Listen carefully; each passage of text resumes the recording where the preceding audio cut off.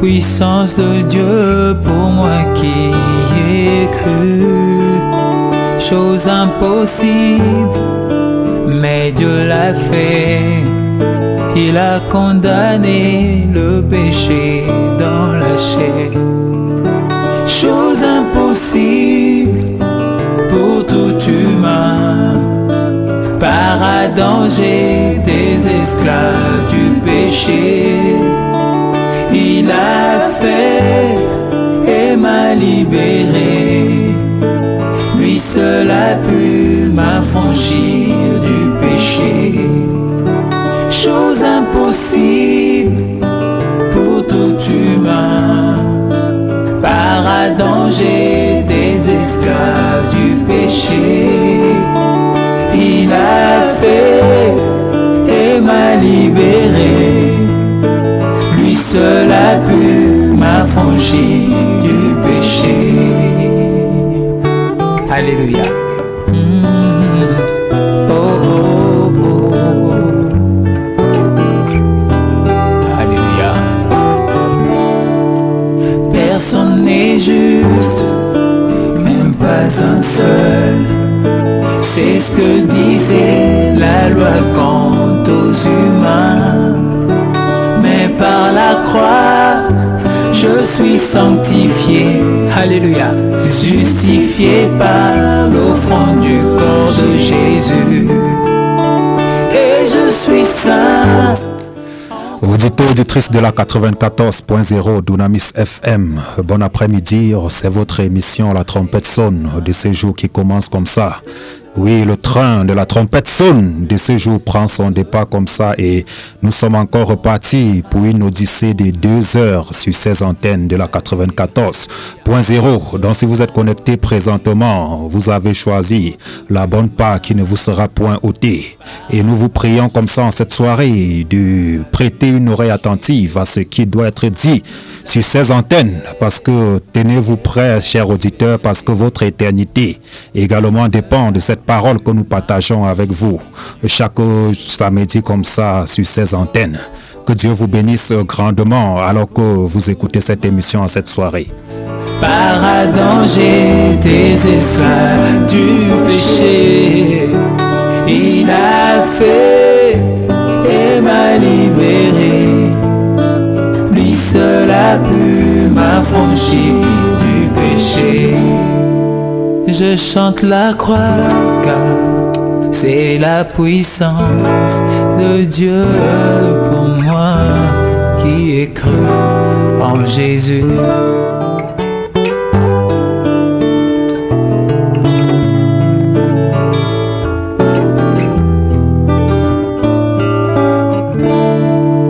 Je chante la croix car c'est la puissance de Dieu pour moi qui ai cru. Chose impossible, mais Dieu l'a fait. Oui, auditeurs, auditrices de la 94.0 Dunamis FM, c'est votre émission La Trompette sonne sur la 94.0. Nous sommes encore dans ce studio en cet après-midi pour sonner la trompette, pour retentir comme ça la trompette. La trompette qui vient sortir le peuple de Dieu des ténèbres des fausses doctrines. La trompette qui vient éclairer votre intelligence afin que vous puissiez saisir le dessein éternel de Dieu tel qu'annoncé dans sa parole. La trompette qui vient sonner comme ça pour restaurer les fondements apostoliques. Parce que, chers auditeurs, comme nous vous l'avons toujours dit sur ces antennes, les bornes ont été déplacées. Et nous venons sonner la trompette afin que nous revenions uniquement au fondement des apôtres et rien qu'au fondement des apôtres. Et nous ne venons pas dans ces antennes ou dans ce studio prêcher un homme ou prêcher une congrégation ou une dénomination. Nous ne venons pas prêcher un système religieux.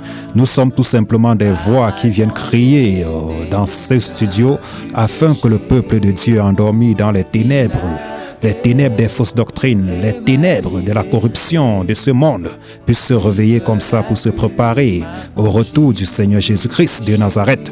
Souvenez-vous, il revient chercher une église glorieuse sans tache ni ride. Or, cette église ne peut être glorieuse sans tache ni ride si elle n'est lavée par l'eau de la parole. Et nous venons dans ce studio comme ça, prêcher la parole pure, sans mélange et sans tache.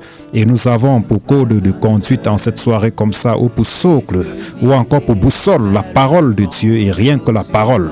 Nous ne venons pas nous prêcher nous-mêmes, car ce n'est pas un homme que nous prêchons, mais c'est Jésus-Christ que nous venons prêcher en cet après-midi sur ces antennes. Et en cette soirée comme ça, je ne suis pas seul sur ce panel. Je suis accompagné de mes bien-aimés frères dans le Seigneur et nous sommes venus tous ensemble afin de souffler encore dans cette trompette qui retentit comme ça dans vos oreilles. Et je suis accompagné de mon bien-aimé frère, mon compagnon habituel, mon bien-aimé frère Boris. Un shalom à toi, mon frère Boris. Shalom à toi, mon frère Alphonse. Shalom à toi. Que la grâce et la paix te soient accordées. Shalom également à tous ceux-là qui nous écoutent. Je rends premièrement grâce à Dieu notre Père qui, dans son plan merveilleux, a prévu que nous soyons comptés parmi les vivants de ce jour. Donc toute la gloire lui revient, lui qui a permis à ce que nous puissions être encore ici dans ce studio en ce jour. Je vais également dire shalom à tous ceux-là qui nous écoutent ici dans la ville de Bofsam. Je commence d'abord par Audrey La Fortune, la plus belle des femmes comme j'aime bien l'appeler. Et je dis également shalom à ma collaboratrice dont tu as parlé, n'est-ce pas, ici sur ce plateau, Ornella, qui présentement est en train d'assurer de l'autre côté. Je dis shalom à toutes les sœurs, à tous les frères qui sont en train de nous écouter maintenant, ici dans cette région de l'Ouest et même au-delà de la région de l'Ouest, puisqu'il faut rappeler que cette émission est également écoutée ou encore en direct sur la chaîne YouTube, n'est-ce pas, de la radio Dunamis FM. Donc, shalom à vous encore en cette soirée. Que la grâce et la paix vous soient accordées en cette soirée. Oui, que la grâce et la paix vous soient pleinement accordées en cette soirée. Mon frère Boris, si je t'appelais Abdullah Moussa, qu'est-ce que cela te fait? Bon, Abdullah Moussa, là c'est le nom d'autrefois. Aujourd'hui, je suis le frère Boris et je me plais bien dans ce nom. Abdullah Moussa, c'est celui-là qui était autrefois musulman et qui aujourd'hui, je suis le frère Boris. Ce nom, n'est-ce pas, ne fait plus partie. On ne m'appelle plus sous ce nom parce que c'est quand j'étais musulman que j'avais ce nom-là. Et aujourd'hui, je suis fier d'être chrétien et j'ai toujours une pensée profonde, n'est-ce pas, pour mes anciens frères, si je peux appeler cela comme ça, musulmans, qui encore sont dans cette religion islamique. Donc, je rends grâce à Dieu qui a permis à ce que je puisse être son serviteur, le servant tel que lui veut, parce qu'autrefois j'ai cru le servir tel qu'il veut, mais en réalité, je m'étais trompé, n'est-ce pas, de voie, je le cherchais, mais pas exactement où il fallait le chercher. Je suis heureux, n'est-ce pas, de savoir que maintenant, je suis à lui, je le sais comme il veut, et que toute la gloire lui revienne. Que toute la gloire lui revienne en cette soirée. Et même mon frère Boris, tiens-toi prêt parce que je ne vais pas te laisser comme ça. Parce que déjà, si nous rentrons dans la nomenclature des noms bibliques et la nomenclature des noms coraniques, nous nous rendons compte qu'il y a un parallèle selon ce qu'on nous fait savoir. On nous dit par exemple que Moussa c'est Moïse. Pourquoi est-ce que tu n'aimerais pas qu'on t'appelle Moïse? Si Moussa c'est Moïse, tout de même Joseph, Youssouf, Abraham, Ibrahim. Mais quelle est la différence au fait, mon frère Boris? Bon, justement, la différence c'est que présentement, je porte le nom, n'est-ce pas? En fait, j'ai porté ce nom parce que c'était une façon de parler et une façon d'appeler, je veux dire, une façon d'appeler qui sied à une communauté précise. On se comprend? Donc si je dis je m'appelle Abdullah Moussa, Abdullah déjà ça va poser problème parce que Abdullah ça veut dire serviteur d'Allah. On se comprend un peu. Abdullah ça veut dire serviteur d'Allah. Et serviteur d'Allah, bon moi je ne me reconnais plus, n'est-ce pas, comme étant celui-là qui sert Allah. Mais je suis celui-là qui sert le Dieu d'Israël, créateur des cieux et de la terre, celui-là qui a fondé le monde, celui-là qui a planifié, n'est-ce pas, un plan glorieux et merveilleux pour toutes les créatures qui sont sur la surface de la terre. Donc, dit Moussa, Moussa c'est Moïse, certes, mais ça causerait une certaine confusion, n'est-ce pas, de mon appartenance religieuse. Et je me plais bien, n'est-ce pas, chrétien, je suis fier d'être chrétien. Pourquoi donc essayer de changer? Si j'ai insisté à ce qu'on m'appelle Moussa, ça serait comme si j'avais encore un peu de regret, n'est-ce pas, du fait que je sois plus musulman, alors que c'est tout le contraire. Au contraire, je suis vraiment libre, je suis plus libre que quand j'étais encore musulman et je me plais, n'est-ce pas, sous un autre nom. Si tu m'appelais plutôt avec un autre nom, mais dans le langage chrétien, n'est-ce pas, ça m'arrangerait mieux et que de trouver encore, ou encore que de rester, n'est-ce pas, dans l'appellation selon la communauté musulmane. Oui, mon frère Boris, mais je trouve que ce nom de Moussa qu'on t'a donné, ou encore Moshe en hébreu, c'est la même chose que Moïse. Et je me rends compte en parcourant les Écritures que Moïse était en quelque sorte prédestiné pour un rôle. Est-ce qu'il n'y a pas en quelque sorte une prophétie dans ce nom qu'on t'a donné? Parce que Moïse, par exemple, a grandi en Égypte, il a été instruit dans toute la sagesse égyptienne, mais par la suite, c'est ce même Moïse que Dieu doit appeler pour libérer son peuple de la captivité d'où il est sorti. Est-ce que ce n'est pas le cas pour toi? Parce que j'essaye de faire le parallèle, parce que toute notre marche avec le Seigneur est prédestinée. Amen. Dans tous les cas, est-ce que tu n'es pas ce Moïse que le Seigneur a envoyé dans ces milieux-là afin de t'instruire et te sortir pour que tu libères son peuple de la captivité? Et justement, mon frère Alphonse, pour la petite histoire, en fait, lorsque je devais me convertir en islam, mon compagnon avec qui je faisais les recherches par rapport à cette religion-là, c'était certain que à cause de mon amour pour Jésus, et que lorsque je devais m'islamiser, je devais porter le nom Issa. Mais à sa grande surprise, le jour même où je devais m'islamiser, j'ai été plutôt poussé à porter le nom de Moussa. Moussa, il est vrai que oui, il y a beaucoup d'autres choses que je retrouvais, n'est-ce pas, en Moïse, mais je comprends tout simplement que cela a été même conduit par Dieu lui-même, puisque jusqu'avant que je ne m'islamise, lui-même il était certain, lui-même il croyait que le nom que je devais porter c'est Issa, à cause de l'amour que j'avais pour Jésus. Donc même en tant que musulman, Jésus avait un très grand rôle dans ma vie, il avait une très grande place dans ma vie, j'avais beaucoup d'amour pour lui et il était question que je porte le nom Issa. Mais je me rends également compte que je n'ai pas porté le nom Issa parce que cela avait aussi une certaine signification qui n'était pas toujours le Jésus de la Bible.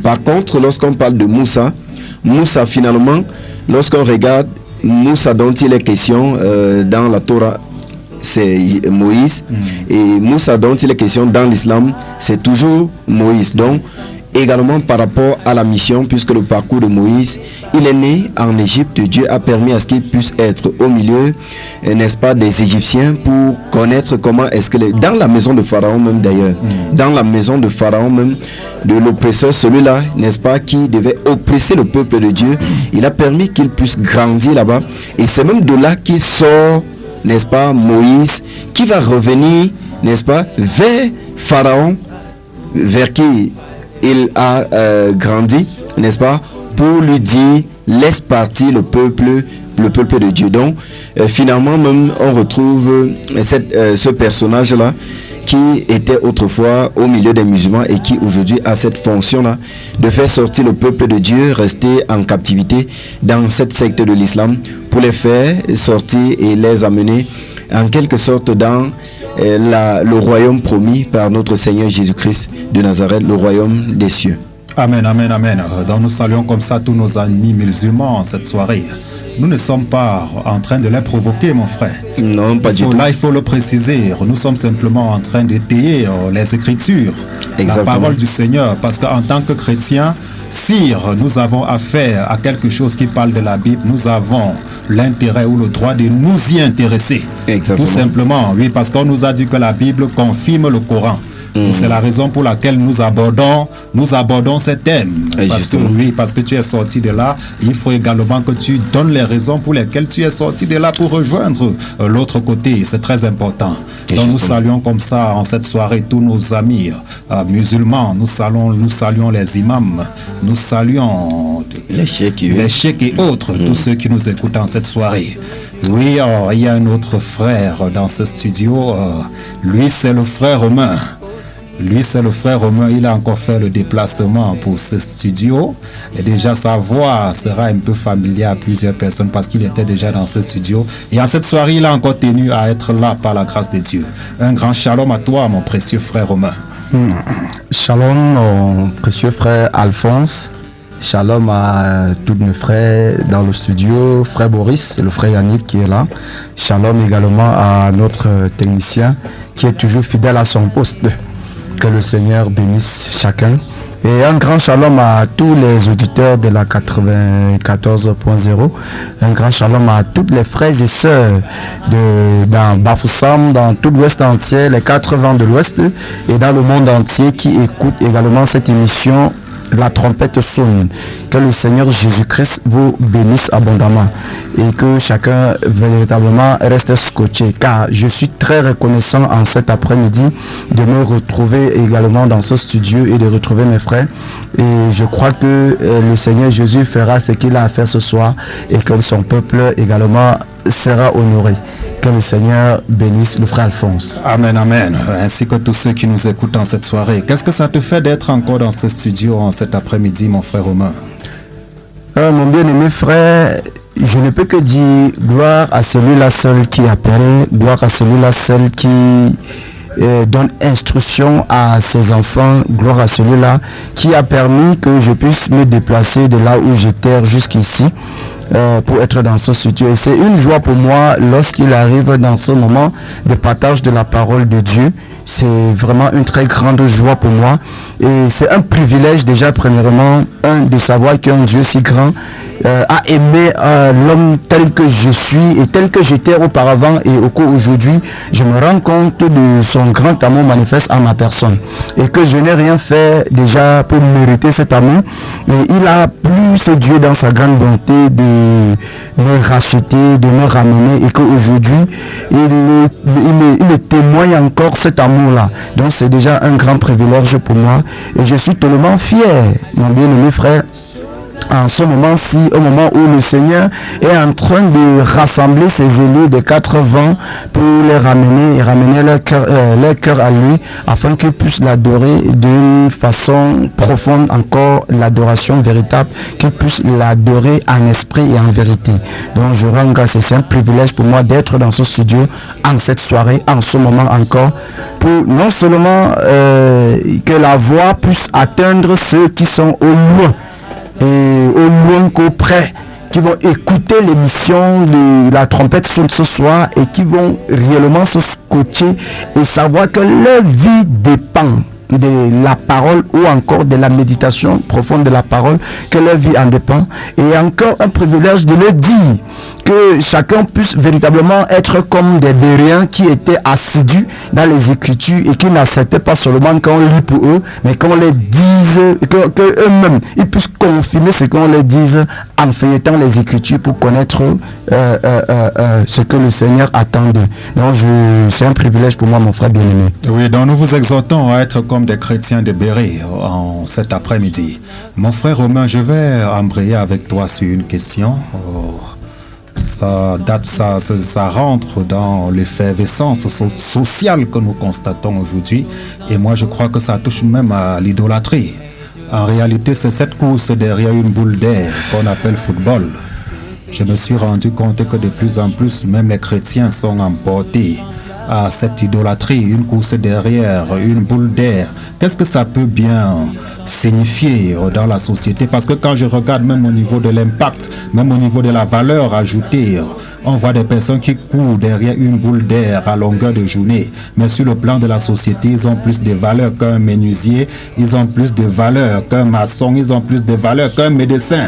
Or, en termes d'impact, on ne voit pas un impact concret. Qu'est-ce qui se passe concrètement, mon frère? Est-ce que le diable n'est pas derrière ça, bien avant les qualifications pour la Coupe du Monde, pour la Coupe d'Afrique et autres, comme plusieurs sont là d'ailleurs en train de se préparer pour voir le match? On a vu les Jeux Olympiques.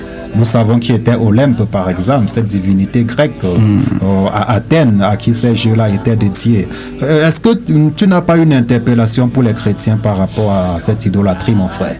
Ah, justement, mon frère bien-aimé, justement, et ce sont des choses qui non seulement s'affirment le cœur, Mais c'est quelque chose de terrible de voir en ce jour ceux qui s'appellent, en fait, à un moment donné, j'aime mettre la parenthèse au niveau de ce appellation chrétien, parce que véritablement, il faudrait d'abord qu'on comprenne d'abord ce que c'est qu'un chrétien, d'abord. Mais sinon, ceux qui peut-être se nomment chrétiens ou qui se disent chrétiens et qui courent derrière cette boule d'air, et passent leur temps dans cette distraction, parce que moi j'appelle cela distraction. Et en réalité, si nous regardons clairement, nous allons voir que c'est un rassemblement diabolique qui non seulement est servi pour distraire ceux qui normalement devraient être à l'attente de notre Seigneur et Sauveur Jésus-Christ, et ceux qui normalement devaient montrer le bon exemple sur la terre et amener des autres personnes qui n'ont pas connu le véritable Dieu à leur servir dans une sainteté parfaite et dans la justice et l'équité. Mais on se rend compte que c'est plutôt ceux-là, ceux qui devaient se montrer ce chemin, qui se livrent plus, au point où, frère, ça serait un choc véritablement que tu puisses entendre même un pasteur qui te dit que il faut qu'on fait le culte vite parce qu'il y a un match qui va se jouer d'un moment à l'autre. Donc c'est quand même terrible et curieux que Satan a envahi, jusqu'à envahir même la pensée de ceux qui étaient censés être des guides, des bergers, mais ça les a envahis au point où eux-mêmes sont réellement scotchés dans ça. Mais en réalité, le football n'est qu'une forme d'idolâtrie.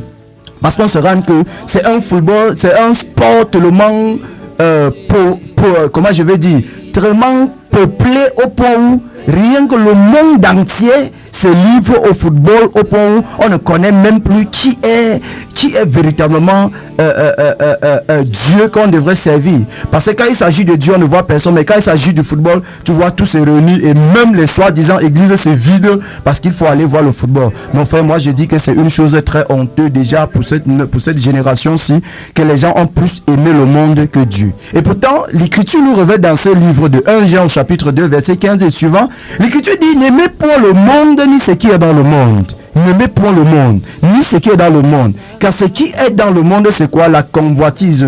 La convoitise des yeux, l'orgueil de la vie et la convoitise de la chair, ce sont des choses, et c'est des choses que le Père n'aime pas. Mais qu'une chose curieuse, nous nous rendons compte que les soi-disant chrétiens, c'est là où ils se livrent pour leur pas de distraction. Alors que la meilleure distraction, c'est au moment où, nos bien-aimés frères, on devrait être dans la lecture de la parole. Suivant ce psaume chapitre 1 qui dit que heureux l'homme qui ne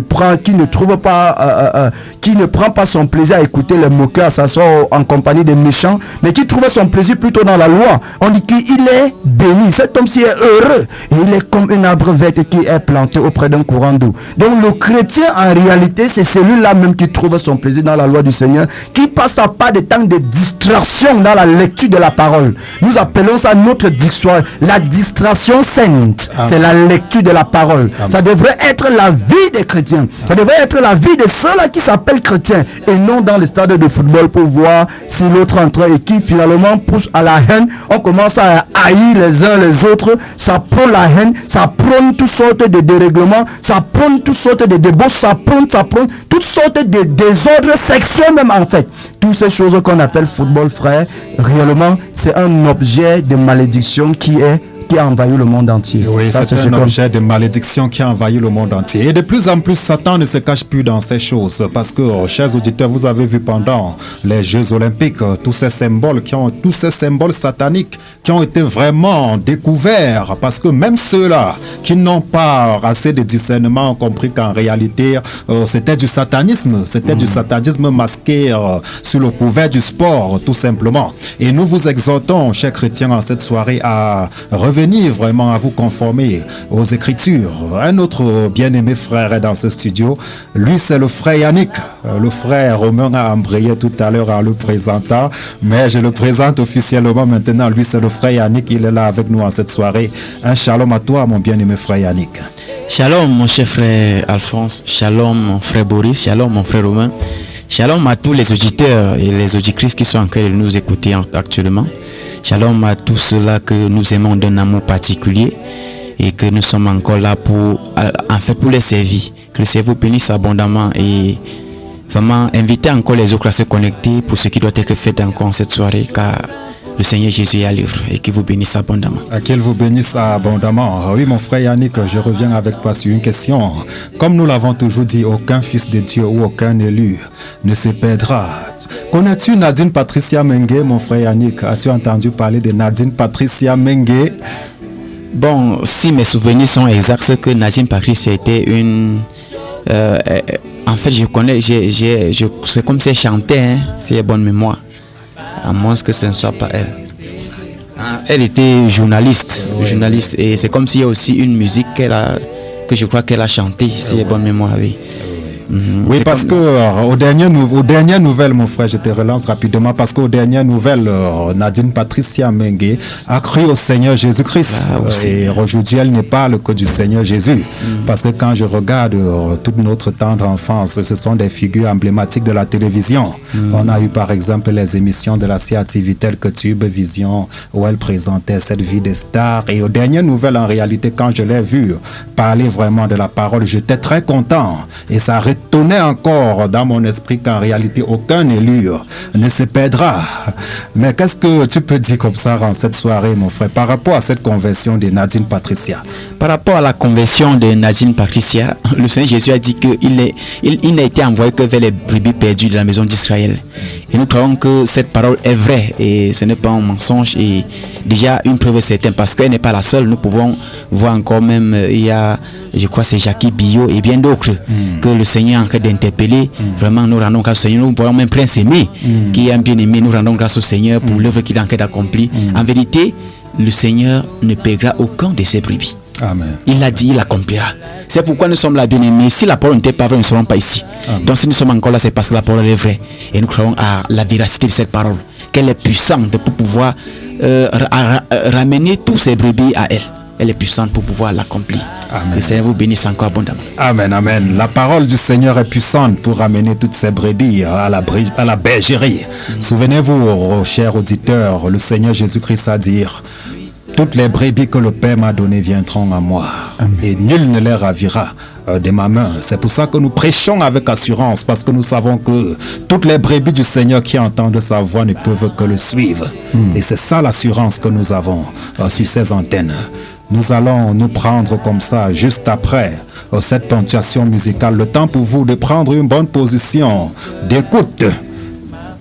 Du péché. Alléluia.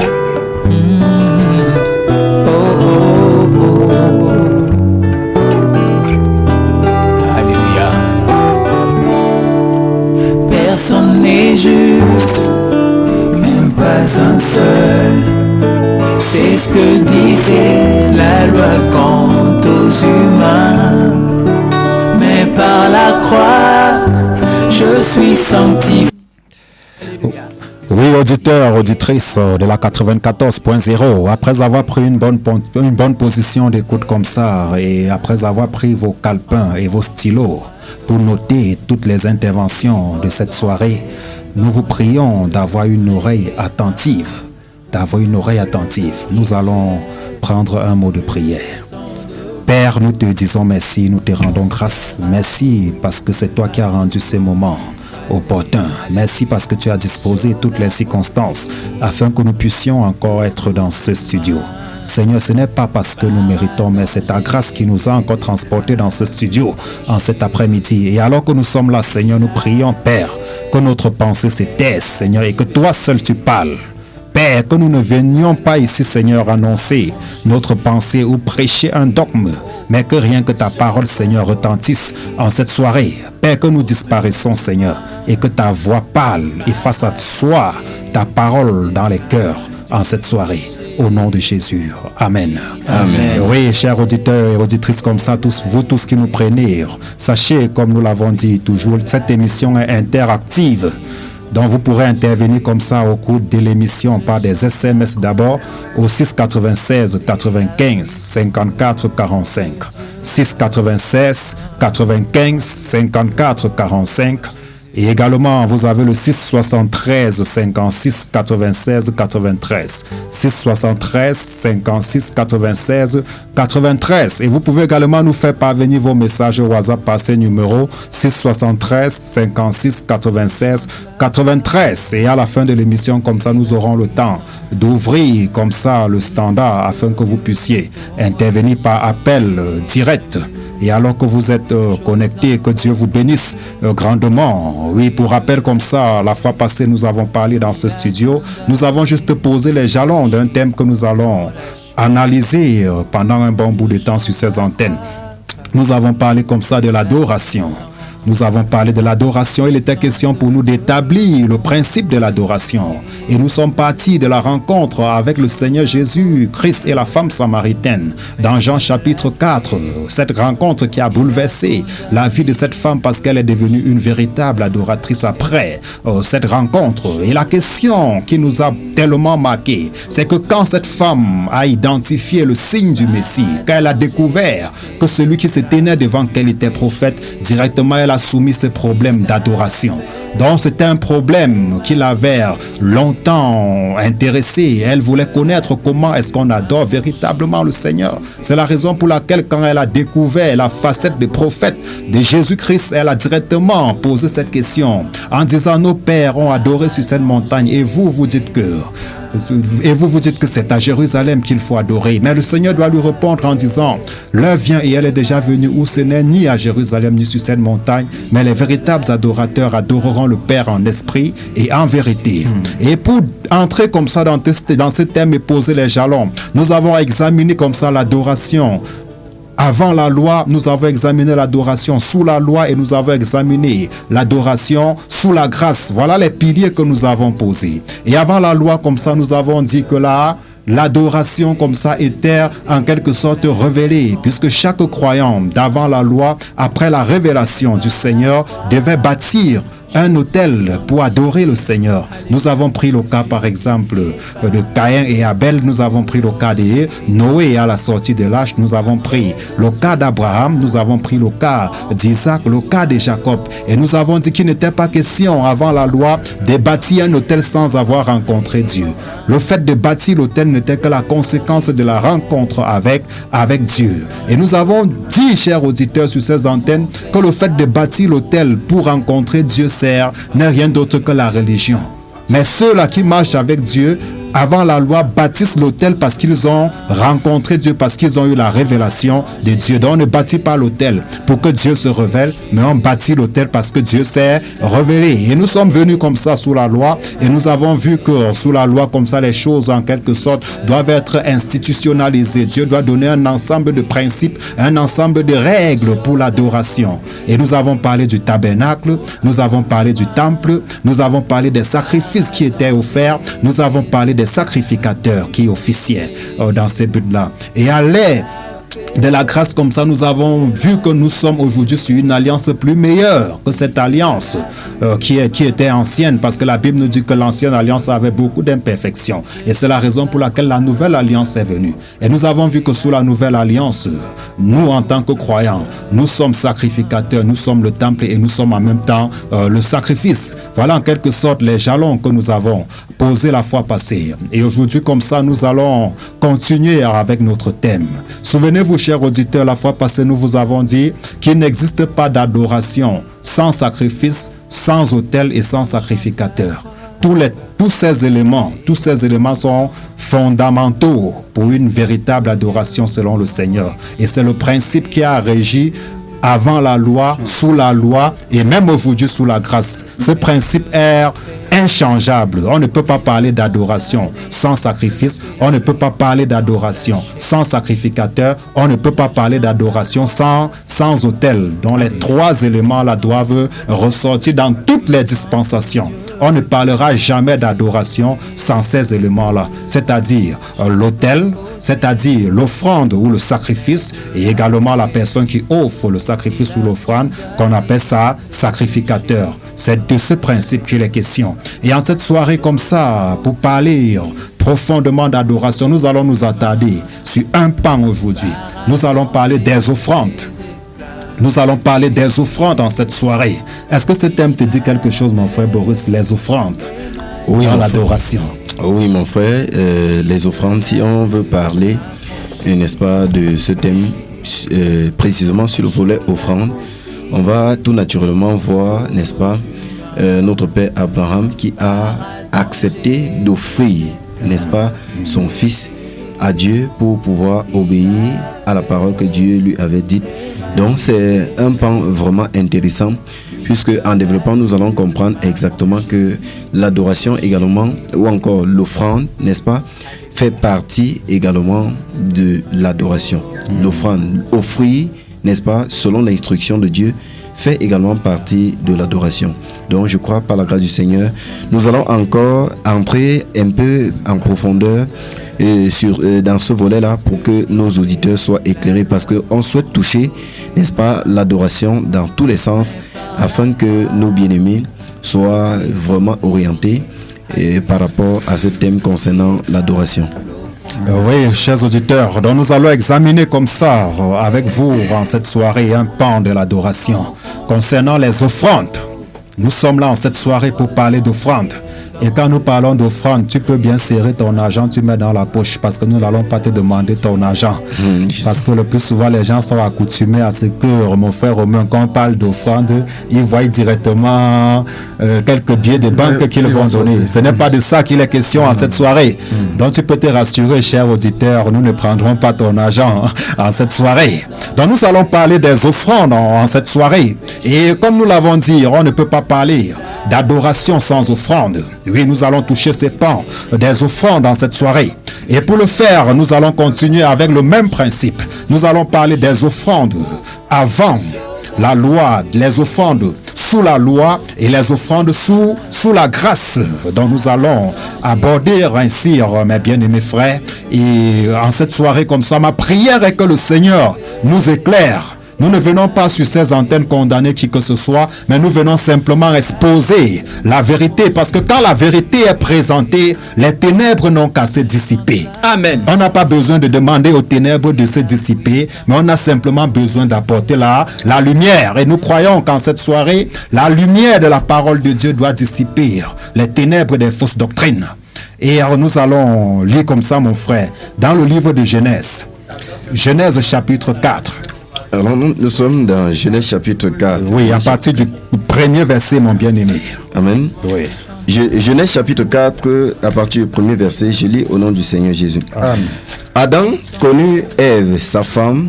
Elle conçut et enfanta Caïn, et elle dit: j'ai formé un homme avec l'aide de l'Éternel. Elle enfanta encore son frère Abel. Abel fut berger et Caïn fut laboureur. Au bout de quelque temps, Caïn fit à l'Éternel une offrande des fruits de la terre.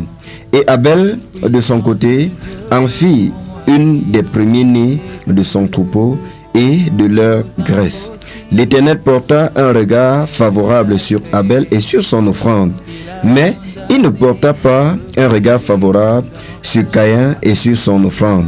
Caïn fut très irrité et son visage fut abattu. Amen. Amen. Amen. Donc nous voyons là comme ça l'importance de l'offrande dans l'adoration. Or la Bible nous dit ici que les deux adorateurs vont offrir leur offrande. Parce que souvenez-vous toujours, nous parlons de la véritable adoration. Et si nous parlons de la véritable adoration, c'est qu'il y a une fausse adoration. Quelque chose me marque particulièrement dans ce passage. La Bible nous dit bien qu'au bout de quelque temps, Caïn fit à l'Éternel une offrande des fruits de la terre. Et Abel de son côté en fit une des premiers-nés de son troupeau. Et de leur graisse, l'Éternel porta un regard favorable sur Abel et sur son offrande, mais il ne porta pas un regard favorable sur Caïn et sur son offrande. Caïn fut très irrité et son visage fut abattu. Ici, Caïn est irrité. Pourquoi? Parce qu'il connaît ce principe de l'adoration. Il comprend qu'en réalité, Dieu a rejeté son adoration. Et nous avons vu qu'ici, là, ce n'est pas l'offrande qui est d'abord agréée. Non, c'est d'abord la personne qui offre qui est agréée. C'est-à-dire Dieu agrée d'abord l'adorateur avant d'agréer son adoration. C'est de ça qu'il est question ici, chers auditeurs. Vous voyez, la Bible dit bien que l'Éternel porta un regard favorable sur Abel et sur son offrande. Mais sur Caïn, il ne porta pas un regard favorable et sur son adoration. Donc ici, Dieu tient compte d'abord de la personne qui offre. Est-ce que la personne qui offre est déjà agréée de Dieu? Et comme nous le disons, nous allons tourner, nous allons monter, nous allons descendre et nous allons revenir sur ce principe de ce que Dieu agrée. Oui, ce n'est pas la quantité qui compte. Et chose curieuse ici, la personne qui offre même en premier, c'est Caïn. C'est Caïn qui offre en premier. Abel vient bien après. Mais la personne qui est agréée, c'est la personne qui offre après. Ça devrait nous interpeller, chers auditeurs. Est-ce que Dieu porte un regard favorable sur toi? Cesse de dire « je donne à Dieu ». Cesse de dire « je contribue à l'œuvre de Dieu ». Cesse de dire « je fais l'œuvre de Dieu avec mes finances, mes moyens ». Est-ce que Dieu, à la base, porte un regard favorable sur toi? Est-ce qu'il porte un regard favorable sur toi? C'est la question qu'on doit se poser. Je ne veux pas entrer dans ce thème. Nous allons continuer. Oui, chers auditeurs, c'est de ça qu'il est question. C'est de ça qu'il est question. L'adorateur d'abord, ensuite l'adoration. C'est le principe établi par Dieu. Parce qu'on ne peut pas parce que notre adoration ne peut pas être agréée de Dieu si nous-mêmes déjà à la base nous ne sommes pas agréés. C'est de ça qu'il est question. Et là nous voyons le principe de l'offrande, ces offrandes qui vont être offertes. Ça c'est bien avant la loi. Ils ont reçu cela par révélation. C'est par révélation. Et l'auteur aux Hébreux reviendra plus tard nous dit que c'est par révélation, c'est par la foi qu'Abel doit offrir un sacrifice plus excellent que celui de son frère. Donc nous voyons comme ça ces choses qui se dessinent déjà ici, chers auditeurs. Et nous voyons comme ça que cette pratique doit se perpétrer. Cette pratique doit se perpétrer. On doit voir Noé qui sort de l'âge et rapidement il bâtit l'autel, il l'offre. Par la suite, on doit voir Abraham qui reçoit l'appel de Dieu. Quand Dieu lui est apparu, il doit bâtir l'autel, il doit offrir. Nous allons voir Isaac qui doit offrir. Nous allons voir Jacob qui doit offrir. Et cela leur était donné par révélation. C'était par révélation. Oui, chers auditeurs, voilà ce que la Bible nous présente avant la loi. Il y a encore plusieurs exemples, mais nous n'allons pas nous étayer là parce que le temps d'antenne est suffisamment court. Nous vous donnons des canevas et même à la maison, vous pouvez examiner cela. Ce qui doit attirer particulièrement notre attention en cette soirée, ce sont les offrandes sous la loi et sous la grâce. Parce que c'est ça qui fait problème aujourd'hui. Il y a un mélange d'alliances dans le milieu chrétien aujourd'hui. Vous allez entendre des thèmes comme « on ne vient pas dans la maison de Dieu, les mains vides ». Vous allez entendre des thèmes comme « je ne donnerai pas à Dieu ce qui ne me coûte rien ». Mais ce qui t'est plus cher, c'est ta vie, ce n'est pas ton argent. Donc nous allons examiner ce thème, mon frère, et comme ça nous allons examiner Lévitique. Lévitique chapitre 1. Nous allons voir les catégories d'offrandes dans le livre de Lévitique chapitre 1. Oui, nous nous rendons là dans le livre du Lévitique. Lévitique chapitre 1. Oui, chers auditeurs, c'est votre émission La Trompette sonne. Nous parlons des offrandes. Après les offrandes, avant la grâce comme ça, nous allons rentrer et nous attarder sur les offrandes pendant l'âge de la loi. Et pour le faire, nous allons prendre le livre de Lévitique. Lévitique chapitre 1er, je lis au nom du Seigneur Jésus. L'Éternel parla à Moïse de la tente d'assignation. Il lui parla et dit: parle aux enfants d'Israël et dis-leur: lorsque quelqu'un d'entre vous fera une offrande à l'Éternel, il offrira du bétail, du gros et du menu bétail. Si son offrande est un holocauste de gros bétail, il offrira un mâle sans défaut.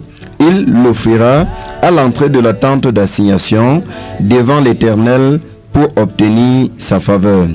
Il posera sa main sur la tête de l'holocauste qui sera agréé de l'Éternel pour lui servir d'expiation. Il égorgera le veau devant l'Éternel et les sacrificateurs, fils d'Aaron, offriront le sang et le répandront tout autour de l'autel qui est à l'entrée de la tente d'assignation. Il dépouillera l'holocauste et le coupera par morceaux, les fils du sacrificateur Aaron mettront du feu sur l'autel et arrangeront du bois sur le feu. Les sacrificateurs fils d'Aaron poseront les morceaux, la tête et la graisse sur le bois mis au feu sur l'autel. Il lavera avec de l'eau les entrailles et les jambes, et le sacrificateur brûlera tout sur l'autel. C'est un holocauste, un sacrifice consumé par le feu, d'une agréable odeur à l'Éternel. Si son offrande est un holocauste de menu bétail, l'agneau ou d'agneau ou de chèvre, autant pour moi, il offrira un mâle sans défaut. Il égorgera au côté septentrional de l'autel devant l'Éternel, et les sacrificateurs, fils d'Aaron, en répandront le sang sur l'autel tout autour. Il le coupera par morceaux, et le sacrificateur les posera avec la tête de la graisse sur le bois mis au feu sur l'autel. Il lavera avec de l'eau les entrailles et les jambes, et le sacrificateur sacrifiera le tout et le brûlera sur l'autel. C'est pourquoi c'est un holocauste, un sacrifice consumé par le feu, d'une agréable odeur à l'Éternel. Amen. Amen. Que Dieu te bénisse, mon bien-aimé frère Boris. Amen. Oui, nous parlons comme ça des offrandes sous la loi. Et là, déjà dans le livre des Lévitique, chers auditeurs, pour mieux vous situer, il est question de ces catégories d'offrandes. Et comme ça, dans le livre de Lévitique, vous allez découvrir en lisant là-bas 2 catégories d'offrandes. Il y a la catégorie des offrandes d'odeur agréable au Seigneur, qui étaient des offrandes volontaires. Et il y a également la catégorie des offrandes qui n'étaient pas d'odeur agréable au Seigneur. C'était des offrandes qui étaient données comme ça, ou des sacrifices qui étaient faits pour réparer le problème du péché entre le croyant et Dieu.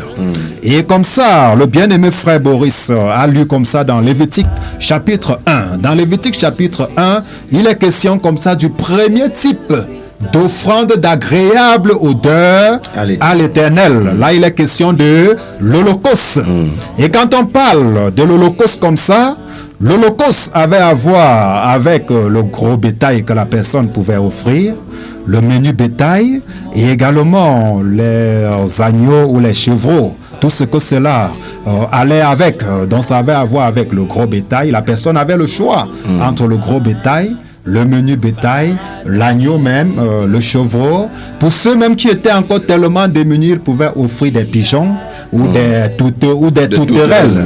Oui, donc ça veut dire, en réalité, le Seigneur avait donné la possibilité à tout le monde de pouvoir l'adorer par cet holocauste. Parce que celui, par exemple, qui n'a pas la possibilité d'offrir un pigeon, pouvait offrir une tourterelle. Celui qui n'avait pas la possibilité d'offrir un veau gras ou un taureau pouvait offrir naturellement peut-être un agneau ou un chevreau, le petit de la chèvre.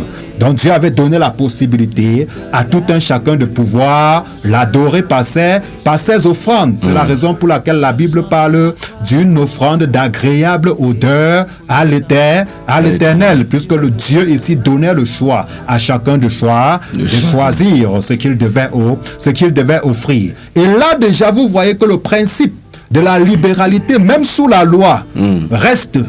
Puisqu'on n'imposait pas ici à quelqu'un ce qu'il devait offrir, mais Dieu avait donné une catégorie. Et parmi ces catégories, la personne était libre de choisir ce qu'il devait offrir. Et cet holocauste qui était offert comme ça n'était rien d'autre qu'une ombre ou une image de la personne du Seigneur Jésus-Christ. Parce que ici la Bible nous dit, peu importe ce que tu devais offrir, cela devait être sans tache. Si c'était l'agneau, l'agneau devait être sans tache. Si c'était le veau devait être sans tache. Si c'était un taureau, le taureau devait être sans tache.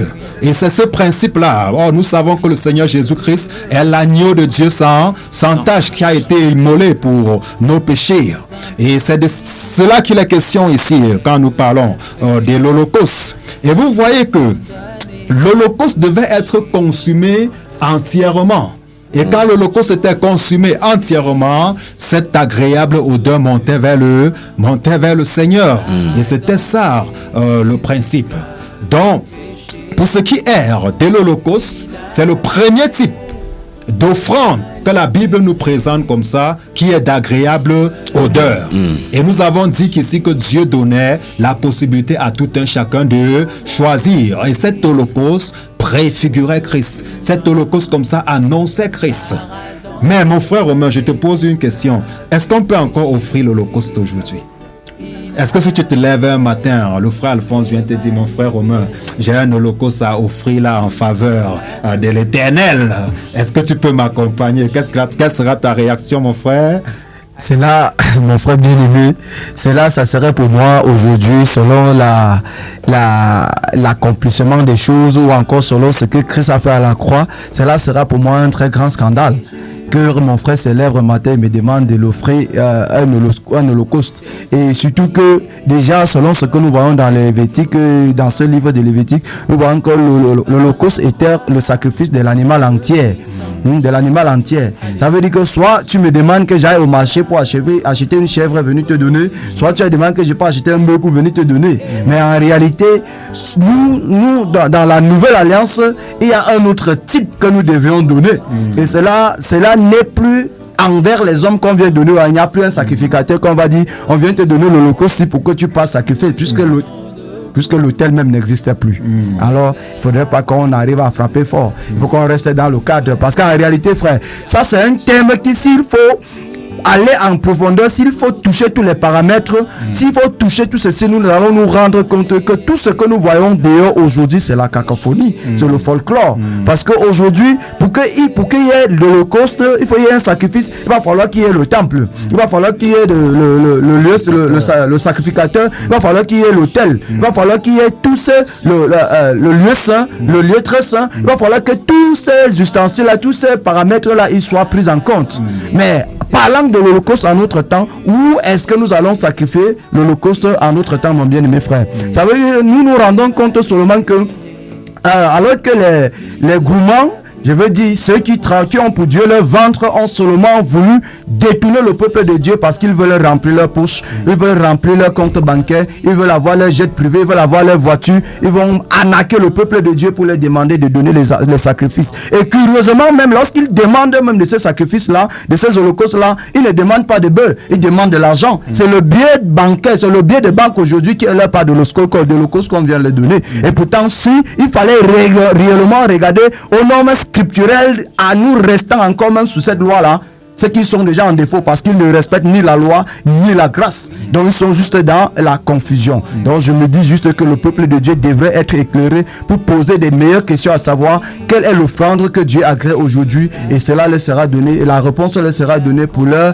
édification et pour leur salut. Car lorsque nous parlons de ces choses, mon frère bien-aimé, nous tenons compte, il s'agit de l'âme de l'être humain sur la terre que nous sommes en train de débattre dessus. Il s'agit de quelque chose de vie ou de mort que nous sommes en train de débattre dessus. Nous devons prendre beaucoup de précautions à pouvoir le dire, à pouvoir parler de façon que chacun doit trouver la porte, la voie de sortie et de sortie de ce milieu-là. C'est pour cette raison que Dieu crie en disant, mon peuple, sortez du milieu d'eux. Frère, c'est quand même curieux que nous voyons que les gens ont abandonné la boussole de la vie pour se livrer, en fait, à la merci des hommes sur la terre, en disant que tu poses quelqu'un la question, il va dire que non, je vais demander à mon pasteur, je vais faire ceci là. Mais si tu lui demandes, même son pasteur, tu lui poses la question, c'est quoi l'holocauste, il ne pourra vraiment pas t'expliquer, puisque pour lui c'est que l'holocauste, c'est qu'il faut que tu sors 10 000 francs, tu lui donnes, tu viens donner l'offrande. Un jour j'écoutais un monsieur dans un groupe, on nous trouvait, il dit que l'offrande qui fait mal, l'offrande qui fait mal, pour eux c'est l'offrande qui fait mal, qui te blesse le cœur,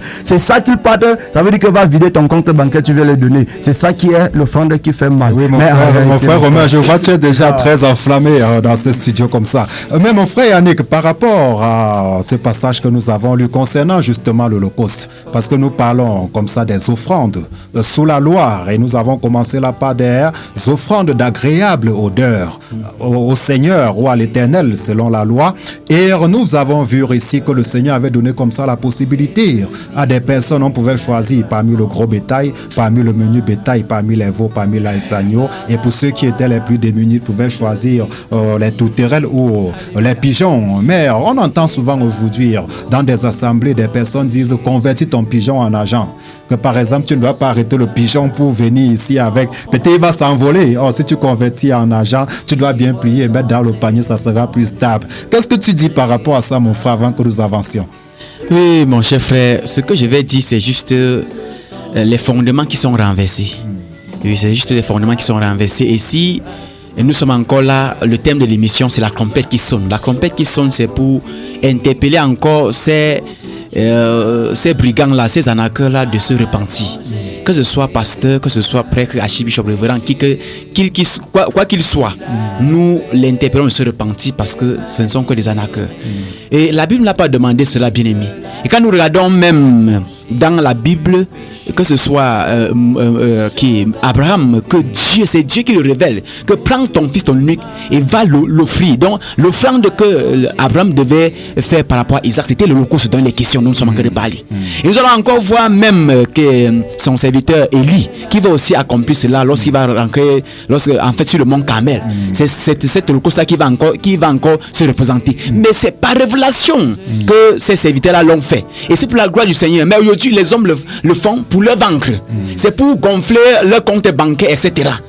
Nous sommes ensemble, bien aimés. Par contre, dans la Bible, le Seigneur a fait pour que ces hommes-ci l'ont fait pour un but bien précis. C'était même des préfigurations en quelque sorte. C'était des préfigurations. Mais aujourd'hui, les hommes sont des arnaqueurs. Ce sont des brigands qui utilisent la Bible pour braquer des gens. Et nous sommes là, nous sommes ici encore ces antennes, c'est pour interpeller tous ces serviteurs à revenir à la raison. Repentez-vous, car Dieu, l'or et l'argent appartiennent au Seigneur et il donne à tous ceux qui sont agréables à lui, comme il le veut. Donc si tu es appelé à être riche, mon frère, ne passe pas par l'arnaque pour être riche. Dieu va t'enrichir. Amen. Et nous sommes témoins et convaincus de ce que nous sommes en train de dire parce que nous avons des exemples palpables autour de nous. Amen. Oui, que vraiment tous ces bien-aimés reviennent à la raison. Et que tous ces brebis, ces fidèles, ces vaillantes, ces ferventes servantes et serviteurs du Seigneur qui sont arnaqués par ces hommes-là, nous vous interpellons de revenir à la raison.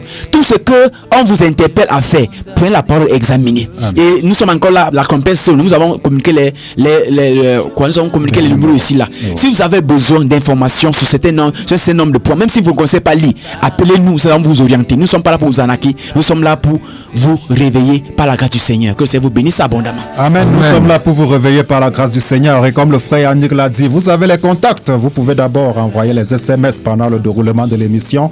Vous avez le 696 95 54 45.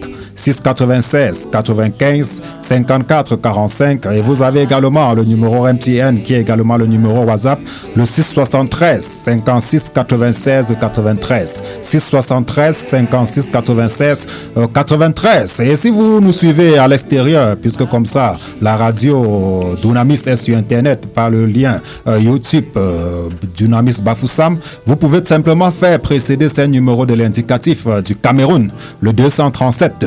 Que Dieu vous bénisse grandement. Oui, après avoir comme ça parlé de l'Holocauste, qui est le premier type d'offrande, d'odeur agréable au Seigneur, nous allons parler d'un autre type dans Lévitique chapitre 2. Mon bien-aimé frère Boris.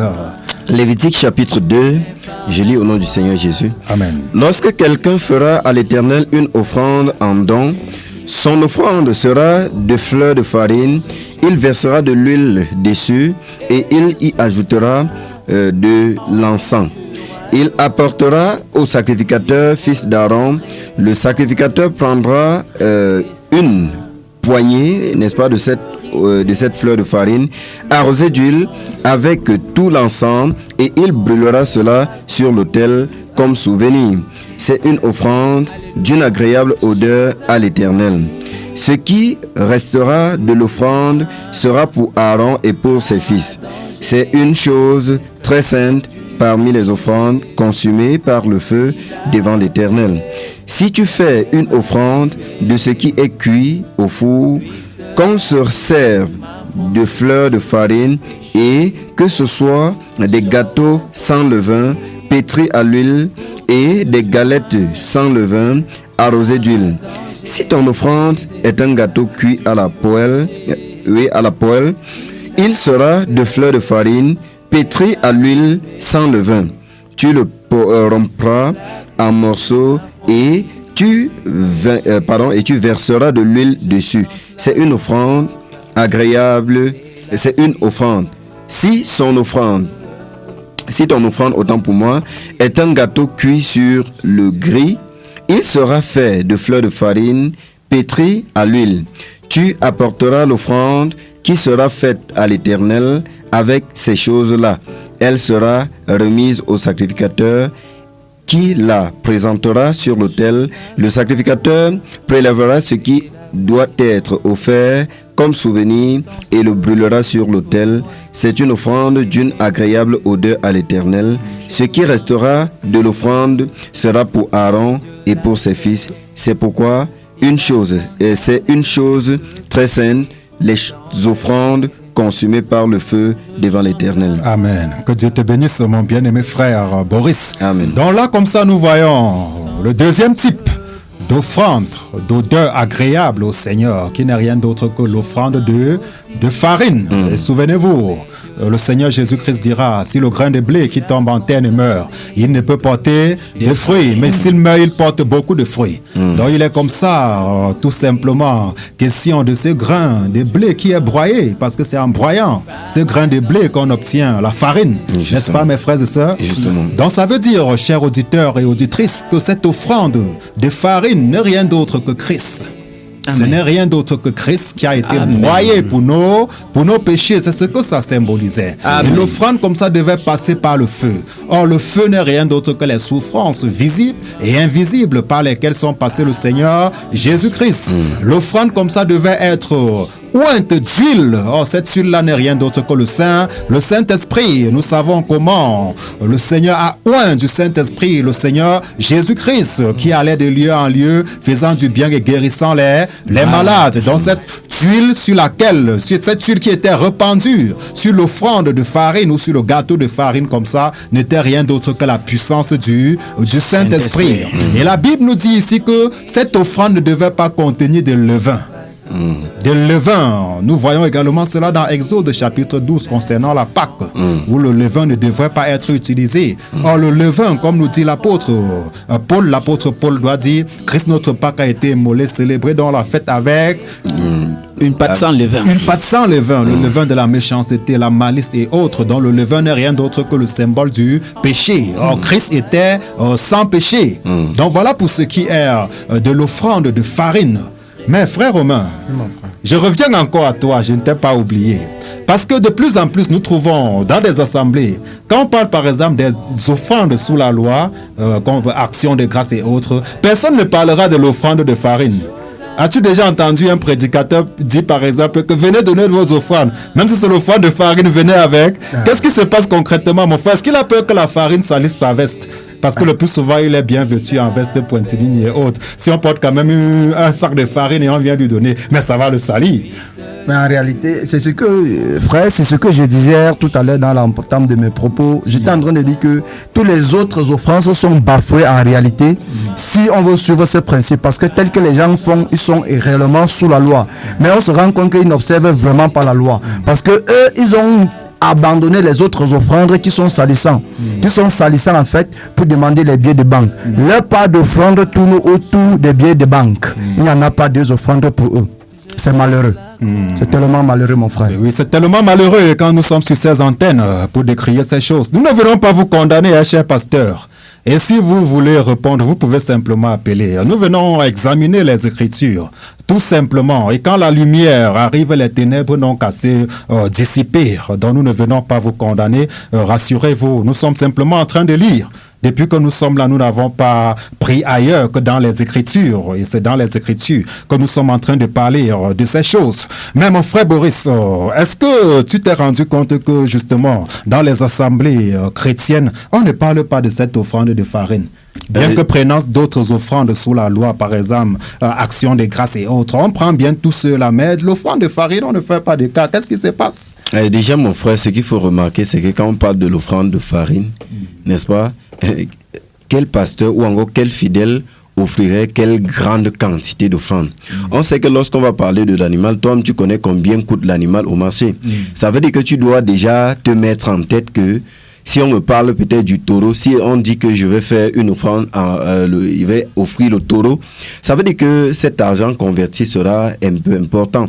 Mais tu vas trouver, si on disait oui, donne l'offrande en fleur de farine, mais ça suppose que la personne qui va donner l'offrande, ça ne serait vraiment pas significatif. Ça ne serait presque rien. Donc, c'est également un moyen de pouvoir jouer sur la psychologie, n'est-ce pas, du fidèle, pour que le fidèle, en se préparant ou encore en apprêtant l'offrande, est déjà, n'est-ce pas, comme une certaine comparaison entre l'offrande ou encore les billets de banque que le fidèle va apprêter et l'objet et l'animal qui lui est présenté. Parce que si on parle de la farine, bon, quelqu'un va dire, oui, avec 500, on peut avoir la farine. Mais ce n'est pas ça l'intention du pasteur. Le pasteur souhaiterait, n'est-ce pas, que ce soit peut-être à partir de 10 000 en montant. On se comprend un peu. Quand le taureau, on peut voir que non, on peut vendre même à 1 million, à 500 000. Quand le pasteur insiste, n'est-ce pas, sur le taureau, c'est parce qu'il veut jouer sur la psychologie, n'est-ce pas, de celui-là qu'il est en train d'interpeller pour pouvoir venir lui donner l'offrande. Donc, c'est également une des raisons pour lesquelles on ne parle pas de la farine. D'ailleurs, il va dire, mais qui manque la farine chez lui?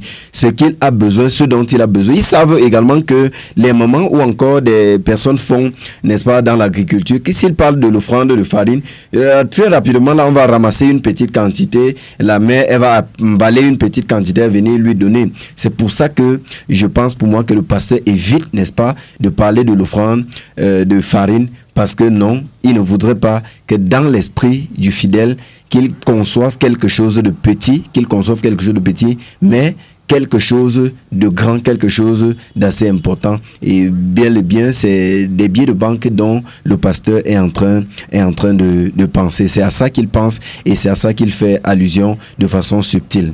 Merci mon bien-aimé frère Boris. Mais mon frère Romain, je reviens à toi. Bon, maintenant, toi en tant que serviteur de Dieu, si pendant que nous prêchons, un chrétien écoute bien, il comprend que non, parmi ces types d'offrandes, il y a l'offrande de farine que je n'ai pas l'habitude de faire, il faudrait que j'offre cette offrande de farine pour être agréable à Dieu. Et qu'il vienne t'offrir cette offrande de farine te disant qu'il a lu dans les Écritures, quelle sera ta réaction mon frère?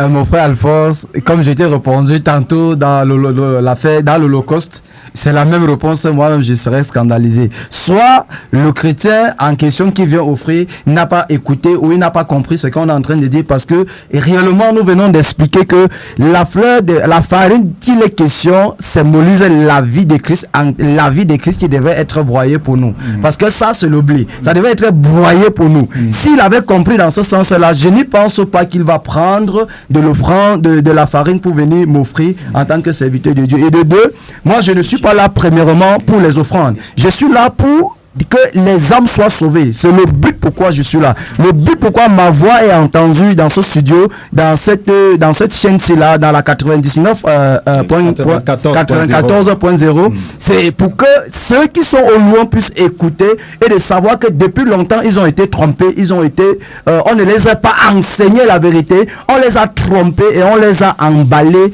dans l'apostasie au point où même, imagine-toi frère, il y a des choses qui font mal. Comment un chrétien dans une assemblée a des chaussures perforées et pourtant le pasteur a le jet privé? C'est pas chose, frère. C'est pas ces choses étonnantes, ces choses bouleversantes. Et pourtant, nous avons vu la raison pourquoi Christ est venu sur la terre. Christ n'est pas venu dans le monde pour enrichir les serviteurs, pour enrichir ceux-là qui sont appelés à être pasteurs. Ce n'est pas le but pourquoi il est venu sur la terre. Il est venu sur la terre pour que les brebis aient la vie et qu'il les serve en abondance. Voilà le but pourquoi. Et si nous sommes là pour prêcher, c'est pour que les hommes aient la vie de Christ en eux.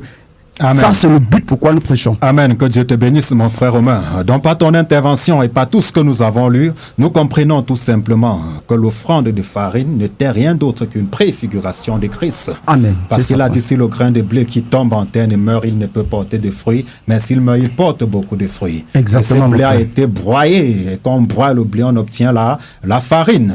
Et c'est cette farine qui devait passer comme ça au feu. Le feu n'est rien d'autre que les souffrances, visibles et invisibles, par lesquelles laquelle Christ est passé naturellement. Et cette huile qui devait être versée comme ça sur cette offrande n'est rien d'autre que l'onction du Saint-Esprit, tout simplement. Oui, nous allons prendre un autre type d'offrande, d'agréable odeur au Seigneur. C'est l'offrande des prémices. À partir du verset 12, mon bien-aimé frère Boris, de Lévitique chapitre 2. Lévitique chapitre 2, à partir du verset 12, je lis au nom du Seigneur Jésus. Vous pourrez en offrir à l'Éternel comme offrande des prémices, mais il n'en sera point présenté sur l'autel comme offrande d'une agréable odeur. Tu mettras du sel sur toutes les offrandes, tu ne laisseras point ton offrande manquer de sel. Signe de l'alliance de ton Dieu, sur toutes tes offrandes, tu mettras du sel. Si tu fais à l'Éternel une offrande des prémices, tu présenteras des épis nouveaux, rôtis au feu et broyés comme offrande de tes prémices. Tu verseras de l'huile dessus et tu y ajouteras de l'encens. C'est une offrande. Le sacrificateur brûlera comme souvenir une portion des épis broyés et de l'huile avec tout l'encens. C'est une offrande consumée par le feu devant l'Éternel. Continue, mon bien-aimé frère. Le chapitre 3, nous allons lire le chapitre 3 à partir du premier verset. Lorsque quelqu'un offrira à l'Éternel un sacrifice d'action de grâce, s'il offre un gros bétail, mâle ou femelle, il offrira sans défaut devant l'Éternel. Oui, merci mon frère. Je suggère qu'avant d'aborder l'action de grâce comme ça, parce que l'autre là, c'est une autre paire de manches, que nous puissions finir d'abord avec l'offrande de prémices, justement. Dans la Bible parle également de l'offrande de prémices. Nous savons que dans les assemblées, on doit citer Proverbes chapitre 3 en disant par exemple, au nord, le Seigneur avec tout est revenu les prémices de ton champ, de ton gros et de ton menu bétail. Et autres, nous reconnaissons ça. Mais ici, l'offrande des prémices ne parle rien d'autre que de la personne de Christ. Souvenez-vous, quand la Bible parle de la résurrection, la Bible dit que Christ est ressuscité comme prémisse. Et il est le premier-né d'entre plusieurs frères. Donc l'offrande des prémices n'est rien d'autre que la personne du Seigneur Jésus-Christ. Et il y a le Seigneur met l'accent sur quelque chose ici, le sel. La Bible dit que cette offrande comme ça devrait être parsemée de sel. Donc il fallait mettre du sel. Or, nous savons que naturellement ce sel-là sert le Seigneur Jésus-Christ toujours. La parole de Dieu ou le Seigneur Jésus-Christ. Et nous chrétiens également aujourd'hui, nous sommes le sel de la terre. Il n'est plus question d'utiliser le sel pour quoi que ce soit. Parce que mon frère Boris, on doit voir par exemple dans le milieu chrétien, je suis arrivé chez une maman un jour, elle avait carrément parcouru toute la maison avec le sel. Elle avait versé le sel dans toute la maison. Et quand je lui ai demandé que maman, d'où vient ceci? Elle m'a dit que non, c'est le pasteur. Je lui ai dit, mais comment il peut te demander de verser le sel? Elle m'a directement raisonné en me disant que même la Bible dit que nous sommes le sel de la terre. On a vu les Élysées utiliser le sel. Là, c'était le raisonnement qu'on lui a donné, puisqu'elle n'est pas très affermie dans la parole. Oui, c'est ce constat qu'on fait, mon frère. Qu'est-ce qui se passe concrètement pour qu'on puisse interpréter une parole carrément hors de son contexte? Oui, je pense que justement le problème c'est parce qu'ils ont raté, n'est-ce pas, la dispensation dans laquelle ils se trouvent. Ils ont raté la dispensation dans laquelle ils se trouvent. Ça veut dire qu'ils ont pris des choses qui se passaient, n'est-ce pas, avant l'ère de la grâce pour pouvoir transporter cela, n'est-ce pas, dans la période de la grâce. Alors que si nous regardons la Bible telle que nous avons présenté même les autres aspects de cette adoration, de ce thème sur l'adoration, on a toujours présenté avant la loi, pendant la loi et après la loi. Donc, justement, si le pasteur ou encore la personne qui vit même dans la dispensation de la loi partait dans la dispensation avant la loi, porter quelque chose qui venait à appliquer ça dans la période de la loi, je pense que même le pasteur serait étonné. Or, lui, il est en train de reproduire la même chose en transportant, n'est-ce pas, des choses qu'il a vues dans la loi pour transporter cela dans la dispensation de la grâce, alors que justement ces choses-là étaient des choses symboliques. Ce n'étaient pas des choses qu'il fallait prendre juste au premier rang, surtout dans l'époque de la grâce dans laquelle nous nous trouvons. Donc je pense que ce pasteur qui a ordonné, n'est-ce pas, à ce moment, de verser ce sel tel que le pasteur l'a fait là, était juste dans la confusion au sujet, n'est-ce pas, de la dispensation dans laquelle le pasteur lui-même se trouve. Donc, tout simplement, il se doit juste de faire sa mise à jour et de savoir que dans la dispensation de la grâce, les choses ne se font pas comme sous la loi. Amen, amen. Donc nous comprenons simplement que l'offrande de farine n'était rien d'autre que le Seigneur Jésus-Christ. Oui, le frère Yannick veut ajouter quelque chose. Je vois ça brûle là. Si vous voulez ajouter quelque chose, mon frère. Oui, bien aimé, ici, ce que je vais ajouter, tout à l'heure mon frère parlait de la dispensation, la confusion de la dispensation. Je vais un peu embrayer par la grâce du Seigneur. Tout à l'heure nous avons lu Genèse chapitre 4 qui parlait de Abel avec son frère Caïn. Et nous voyons aussi là que tu as parlé de Dieu met l'accent sur la personnalité. Nous voyons que Abel a été choisi par Dieu et son offrande. Par contre, Caïn n'a pas été choisi. Maintenant, lorsque nous regardons vraiment le climat spirituel aujourd'hui ou bien l'atmosphère spirituelle aujourd'hui, nous rendons compte qu'il y a des générations spontanées. Par exemple, quand nous regardons un peu Malachie, on ne voit pas des pharisiens, des sadducéens dans Malachie. Mais par contre, dans Matthieu, on voit les pharisiens, les scribes et bien d'autres. Donc, c'est une génération spontanée qui n'ont pas de racines bibliquement parlant. Et ce sont ces gens-là aujourd'hui, en quelque sorte, qui tordent le sens de la parole de Dieu pour leur propre gain. Et c'est pour leur. Et bon, pour le moment, nous pouvons dire que c'est pour leur propre gain. Mais leur sort vraiment est regrettable. Parce que pour le moment, ils peuvent se réjouir d'avoir des jets privés et bien d'autres. Mais à la fin, que diront-ils à Dieu? Parce qu'ils ont utilisé la parole de Dieu ils ont tordu le sens de la parole de Dieu pour leur propre gain, mais pour leur perte. Pour la perte de leur âme. D'où nous interpellons tous ces frères à revenir à la raison.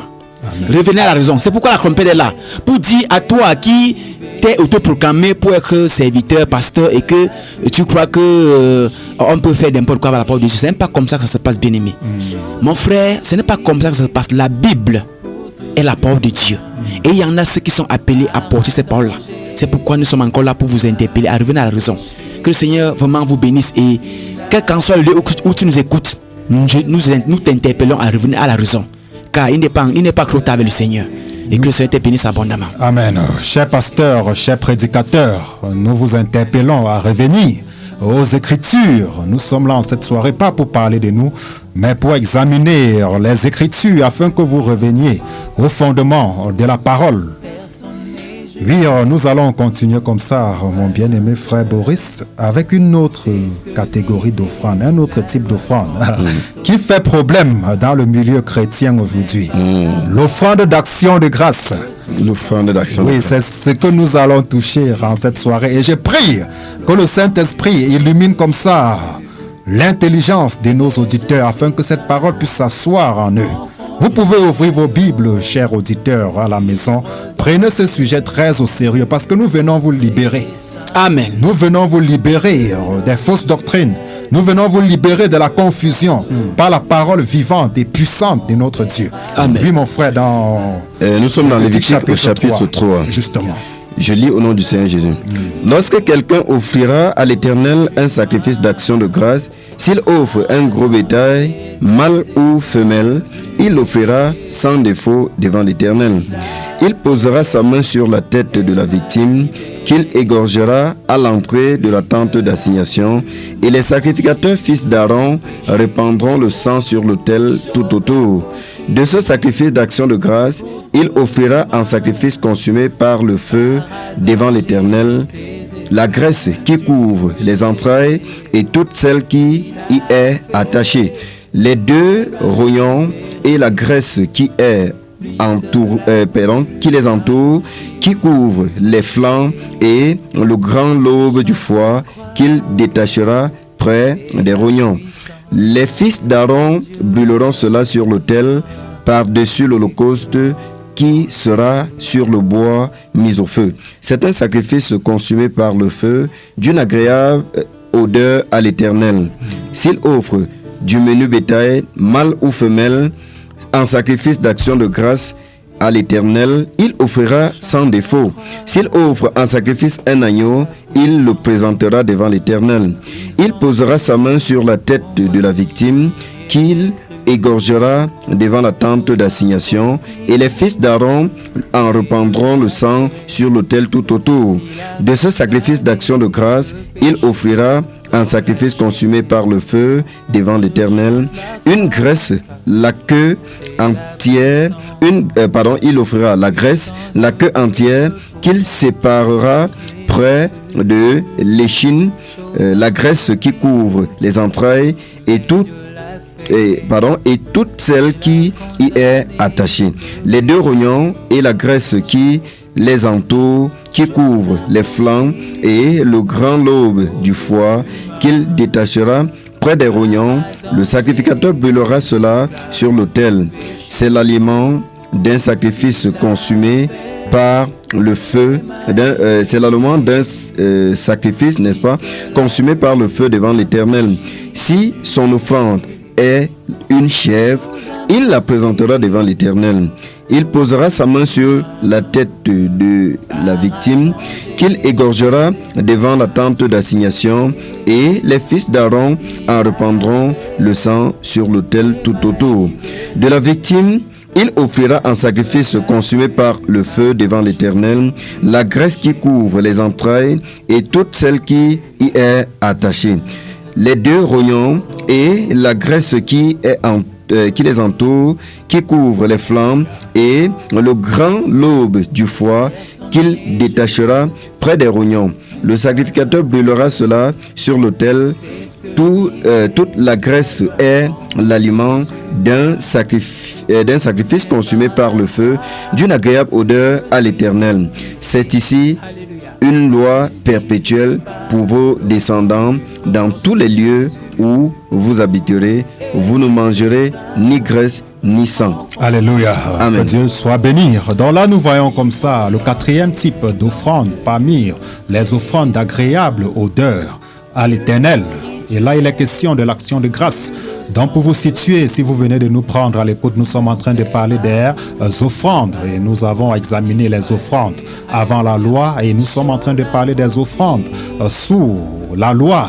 Et nous voyons ici, d'entrée de jeu, qu'il existe 2 grandes catégories d'offrandes sous la loi. Nous avons parlé ici premièrement des offrandes d'agréable odeur au Seigneur. Et parmi ces types d'offrandes, nous avons déjà parlé de l'Holocauste, nous avons parlé de l'offrande de farine, nous avons parlé de l'offrande des prémices, et nous sommes en train de parler du 4e, qui est l'offrande d'action de grâce ou le sacrifice d'action de grâce. Et dans le texte que nous avons lu comme ça, dans Lévitique chapitre 3, il est question uniquement de cela, il est question de l'offrande d'action de grâce. Et ici, la précision est donnée, chers auditeurs. Le Seigneur a donné tous les détails pour ce qui concerne cette offrande.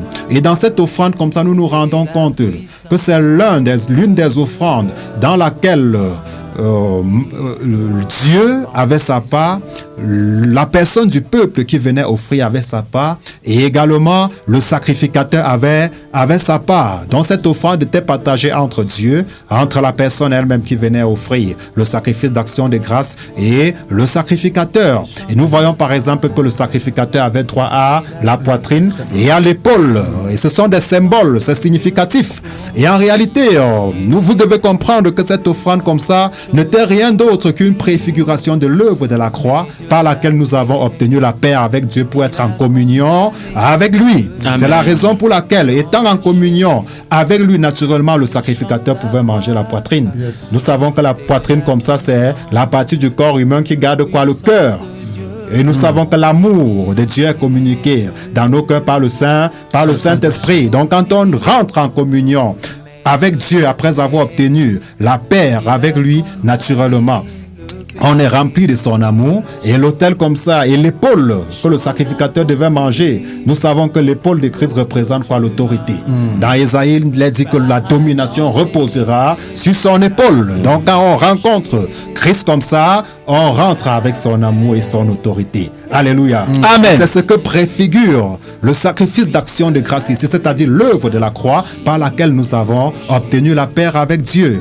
Et encore plus poussé, ça préfigurait même la Sainte Seine, le repas du Seigneur. C'est de ça qu'il est question ici, chers auditeurs.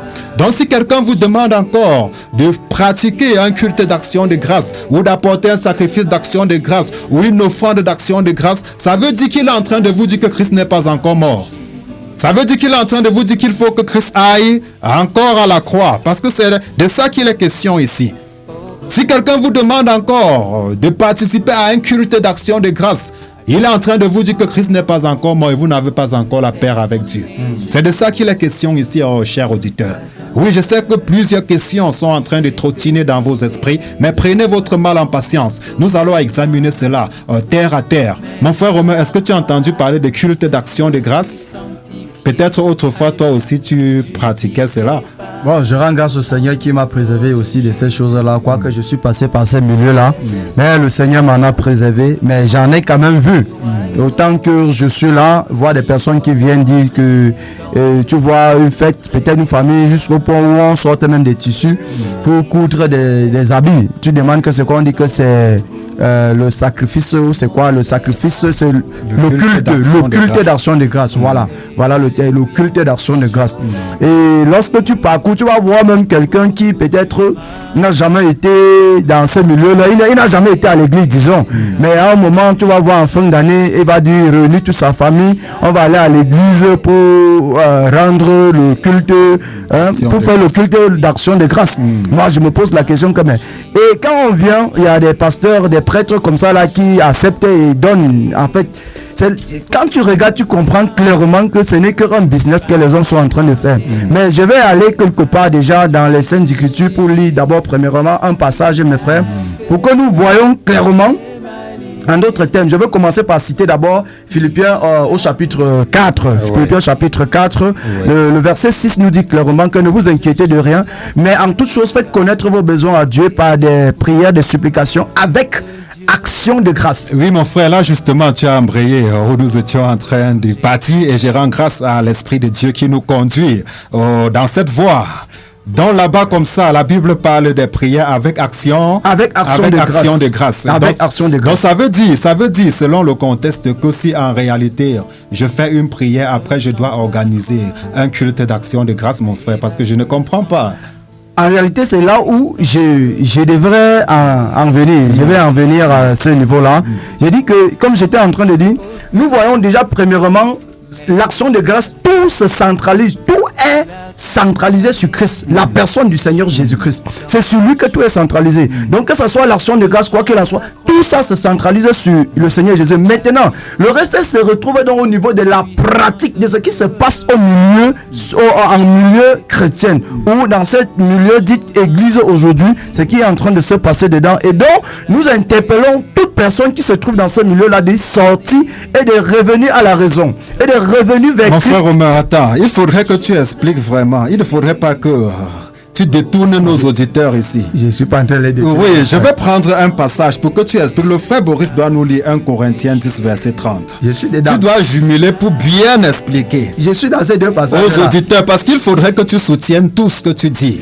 Amen. Par la parole du Seigneur. Amen. Oui, chers auditeurs, c'est votre émission, La Trompette sonne, sur la 94.0, Dunamis FMM. Oui, 1 Corinthiens 10, verset 30, mon bien. 1 Corinthiens 10, verset 30. Oui. Si je mange avec action de grâce, pourquoi serais-je blâmé au sujet d'une chose dont je rends grâce?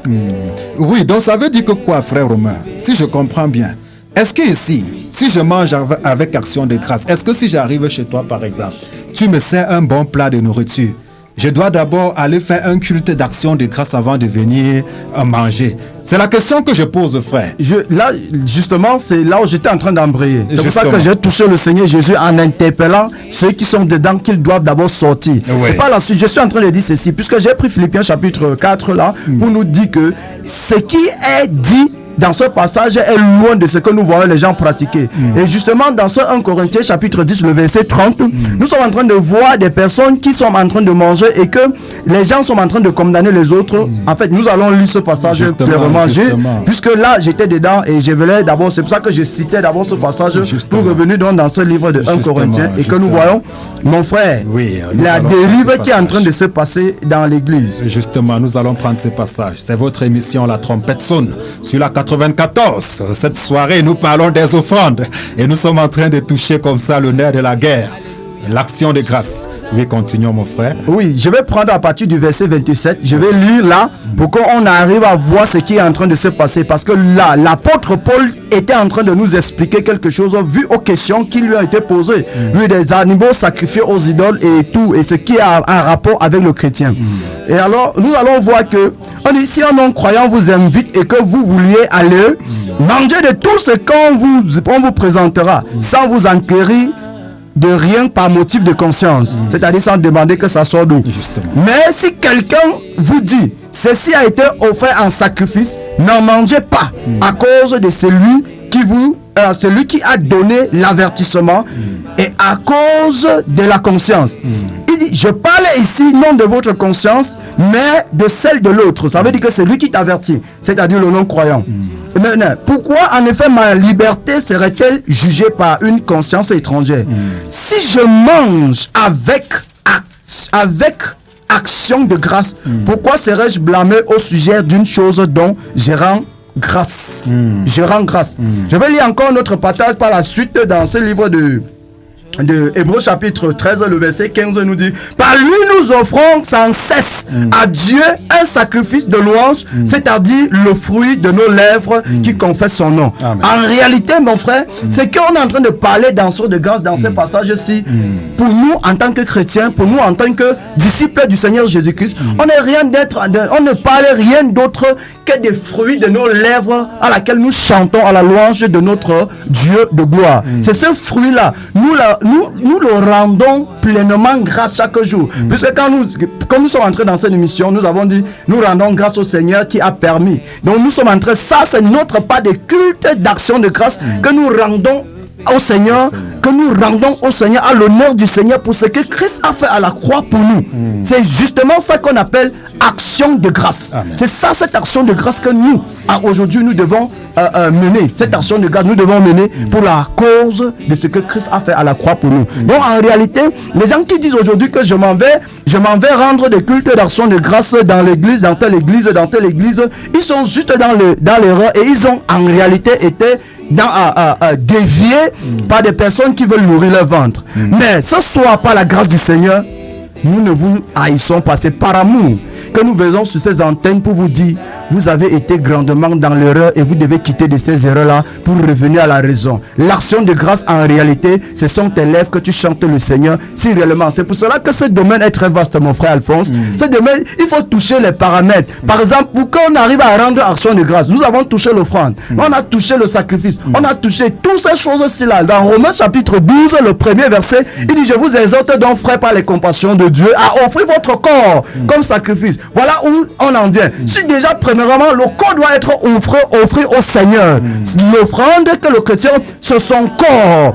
Et puis lorsque ton corps est offert, l'action de grâce, ça sonne naturellement. Tu chantes son nom naturellement. Amen. Tu chantes sa gloire naturellement. Amen. Parce que ton corps est premièrement offert au Seigneur comme sacrifice. Et c'est ça que le Seigneur, en réalité, demande à ses enfants aujourd'hui. Ou encore, c'est ça qui devrait être notre pas de culte agréable, raisonnable. Amen. Le culte qui est à l'honneur du Seigneur Jésus-Christ, c'est notre corps. Amen. Mais curieusement, mon frère Alphonse, curieusement, nous nous rendons compte qu'aujourd'hui, lorsque nous touchons l'affaire de corps, beaucoup vont dire que non, Dieu c'est le cœur, Dieu c'est le cœur. Si Dieu c'est le cœur, comment est-ce que le cœur qui est donc ce Dieu-là peut être dans un corps sale, dans un corps qui est rempli d'impureté, d'impudicité, de débauche, dans un corps. Mais pourtant, Dieu dit, offre ton corps. Et dans 1 Corinthiens chapitre 3, le verset 16, l'Écriture déclare que votre corps est le temple du Saint-Esprit. Si le corps est le temple du Saint-Esprit, nous devons donc le garder saint.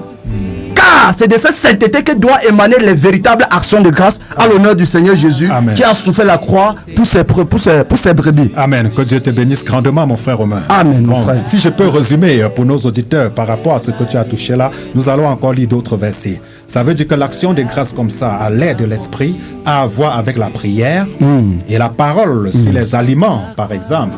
Parce que, par exemple, dans le livre de Timothée, l'apôtre Pierre doit dire qu'il doit venir des faux docteurs qui vont prescrire de ne pas manger d'aliments, alors que Dieu a prescrit qu'on les mange avec action de grâce. Ça ne veut pas dire, si on prend la compréhension de plusieurs pasteurs là-dedans, ça ne veut pas dire que si on pose un bon plat de nourriture devant moi, je m'en vais d'abord organiser un culte d'action de grâce avant de manger. L'action de grâce a à voir avec la prière.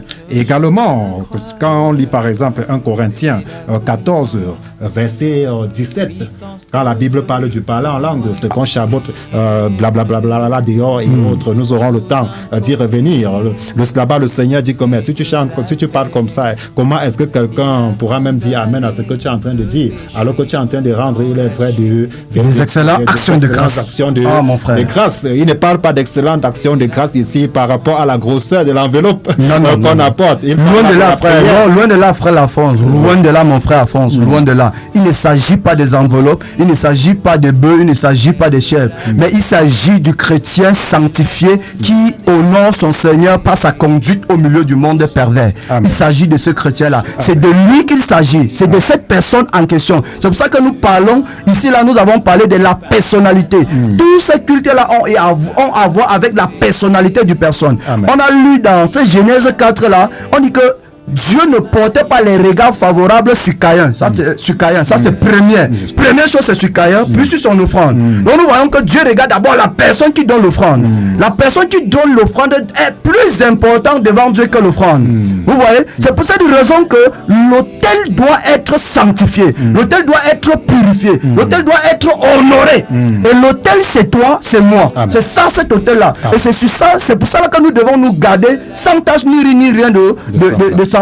Nous devons être éloignés du péché, éloignés de tout ce qui souille notre chair, éloignés de tout ce qui souille notre âme et notre esprit, et de se livrer totalement et entièrement au Seigneur Jésus. C'est pour cette raison que nous appelons à la séparation totale avec le monde. Tout à l'heure, on a parlé de 1 Jean chapitre 2, le verset qui dit que n'aimez point le monde, ni ce qui est dans le monde. Car ce qui est dans le monde, c'est quoi? La convoitise des yeux, la convoitise de la chair, l'orgueil de la vie. C'est ça, et nous voyons tous les chrétiens qui s'y livrent là-bas. Mais pourtant, ici, là, c'est la circoncision entre le monde et le peuple saint. Ils doivent être entièrement séparés pour se tourner et être saints, comme Dieu a demandé. Soyez saints comme moi-même je suis saint, mon bien-aimé. Que Dieu te bénisse, mon bien-aimé. Amen. Oui, mon frère Boris, parlant toujours d'action de grâce, je constate que dans le livre de Colossiens chapitre 3 verset 17, il a dit: quoi que vous fassiez en parole ou en œuvre, faites tout au nom du Seigneur Jésus, en rendant par lui des actions de grâce à Dieu le Père. Est-ce qu'il est question d'organiser une cérémonie, mon frère, pour rendre grâce à Dieu? Pas du tout, mon frère. En fait, avec ces différents passages que nous avons cités, n'est-ce pas, dans le Nouveau Testament, on se rend compte que ce qui est présenté aujourd'hui comme étant culte d'action de grâce, n'est-ce pas, il y a une confusion, n'est-ce pas, au sujet de l'action de grâce qui a été faite, n'est-ce pas, dans l'Ancienne Alliance et l'action de grâce d'aujourd'hui. Parce que lorsque Colossiens chapitre 3, le verset 17 là, dit qu'il faut rendre avec des actions de grâce, n'est-ce pas, à Dieu, des actions de grâce à Dieu. Il ne s'agit pas, n'est-ce pas, d'un culte qu'on organise. Avec ces différents passages qu'on a cités tout à l'heure, on voit tout simplement, il s'agit, n'est-ce pas, de la parole prononcée, n'est-ce pas, ou encore de la prière qui est faite, n'est-ce pas, à Dieu notre Père. Amen, amen. Oui, que Dieu te bénisse grandement, mon bien-aimé frère Boris, pour cette parole. Donc, chers auditeurs, vous comprenez donc à suffisance, nous n'avons pas parlé de nos pensées ou de nos intentions. Vous comprenez donc à suffisance que si un pasteur vous dit qu'à telle période, on doit organiser un grand culte d'action de grâce, il est en train de crucifier Christ pour sa part. Oui, chers auditeurs, il est en train de vous dire que l'œuvre de Christ n'a pas été accomplie à la croix. Il est en train de dire qu'il faut que Christ meure encore pour que vous ayez la paix avec Dieu. Et nous avons lu, chers auditeurs, nous n'avons pas annoncé nos intentions sur ces antennes. Nous avons lu. Et vous-même, vous avez découvert avec nous qu'à l'aide de la grâce, l'action de grâce a à voir avec la prière sur les aliments, l'action de grâce a à voir avec la parole, l'action de grâce a à voir avec le remerciement qu'on donne au Seigneur du bout des lèvres, tout simplement. Il n'est pas question d'organiser une cérémonie sous le couvert d'action de grâce. Non, ce n'est pas de ça qu'il est question. Oui, chers auditeurs, nous avons examiné ensemble. Nous avons lu ensemble. De quel côté vous tenez-vous maintenant? De quel côté vous tenez-vous maintenant? Parce que c'est la parole que nous vous avons annoncée. Action de grâce. Les aliments, action de grâce, ça a à voir avec la prière. Tout simplement. Pas question d'organiser une cérémonie sous couvert de l'action de grâce. Et chose curieuse, quand on organise ces actions de grâce, on va vous demander d'apporter une offrande qui vous fait mal. On vous dit que non, c'est pour remercier Dieu pour ce qu'il a fait dans votre vie. Et pour remercier Dieu pour ce qu'il a fait dans votre vie, on vous impose ce que vous allez apporter. Le pasteur dit non, je ne veux pas voir les poulets maigres que l'an passé vous avez apportés ici. Cette année, choisissez les plus gros poulets vous apporter. Parce que c'est le culte d'action de grâce. Quelle action de grâce, chers frères et sœurs? Nous devons revenir aux Écritures, revenir à la parole. Oui, chers auditeurs. C'est vrai, nous ne sommes pas en train de dire que les offrandes ne doivent pas se pratiquer dans l'église du Seigneur. Ce qui se pratique dans l'église du Seigneur, ce ne sont pas les offrandes telles qu'annoncées par la loi, mais les chrétiens sont tenus de pratiquer les libéralités plutôt aujourd'hui. Il n'est plus question de ces choses, de ces cérémonies pompeuses, telles que les fêtes de récolte et autres, et tout ce que nous voyons.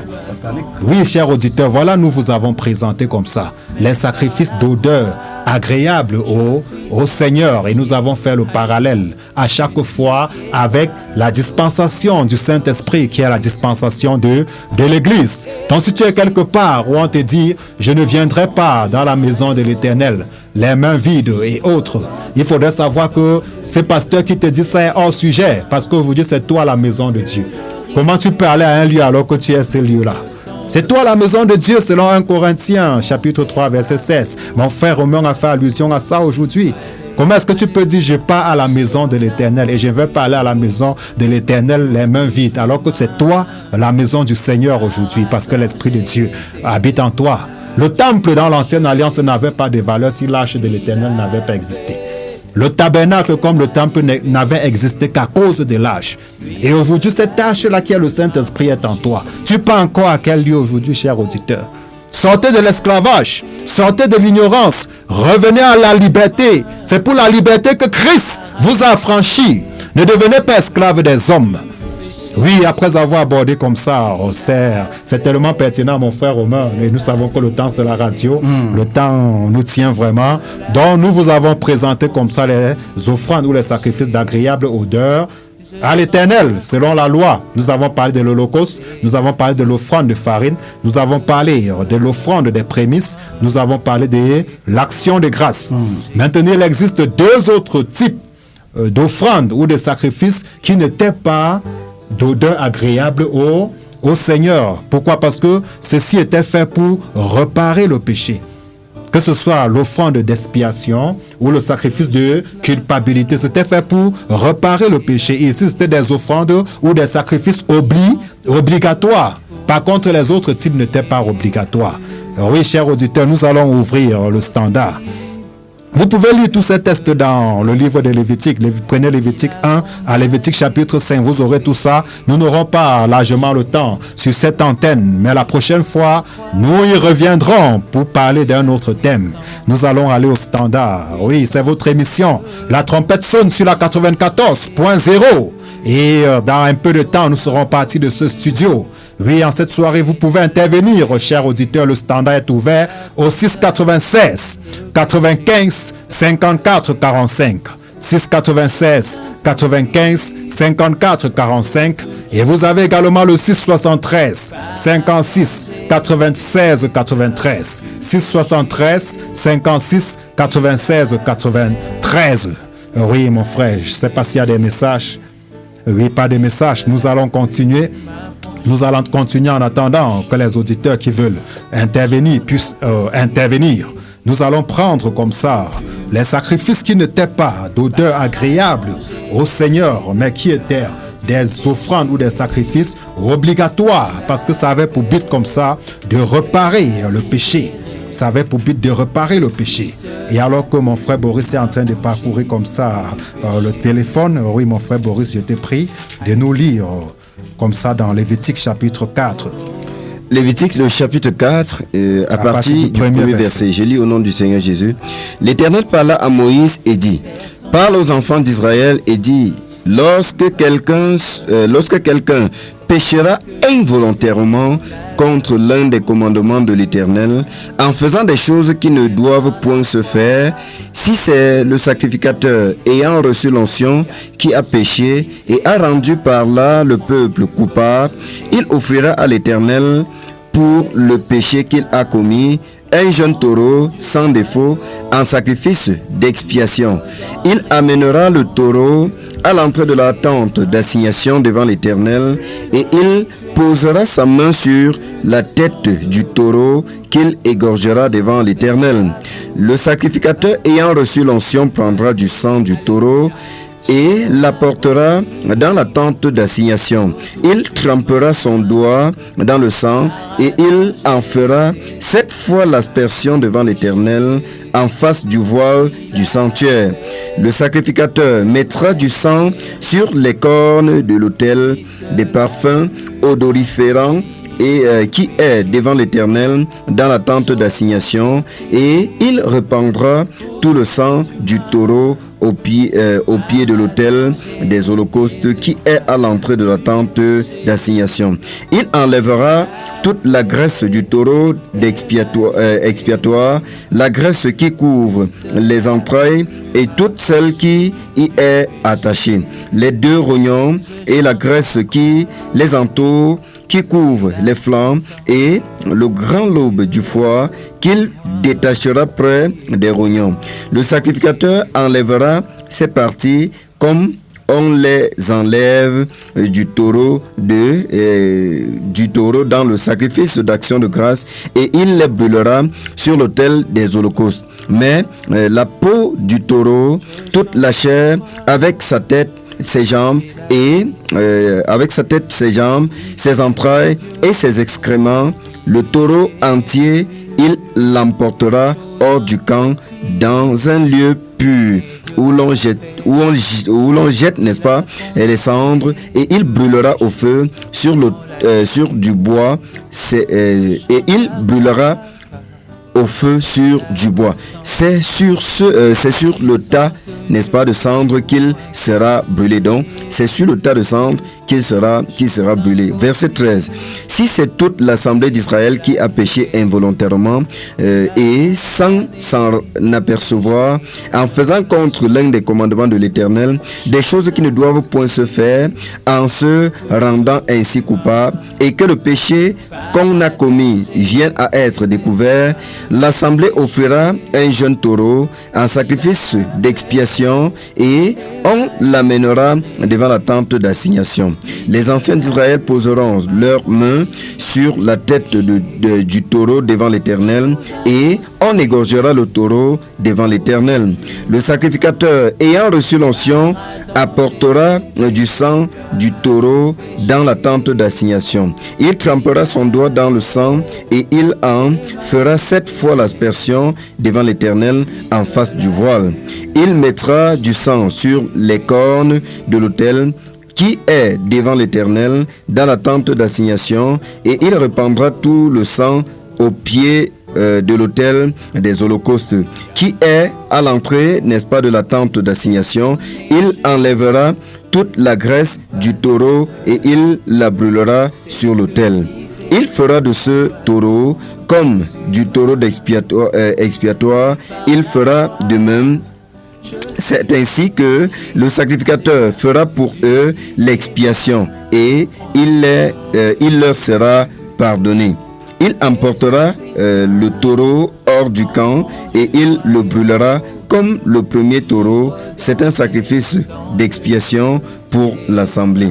Si c'est un chef qui a péché en faisant involontairement contre l'un des commandements de l'Éternel, son Dieu, des choses qui ne doivent point se faire, et en se rendant ainsi coupable, et qu'il vienne à découvrir le péché qu'il a commis, il offrira en sacrifice un bouc mâle sans défaut.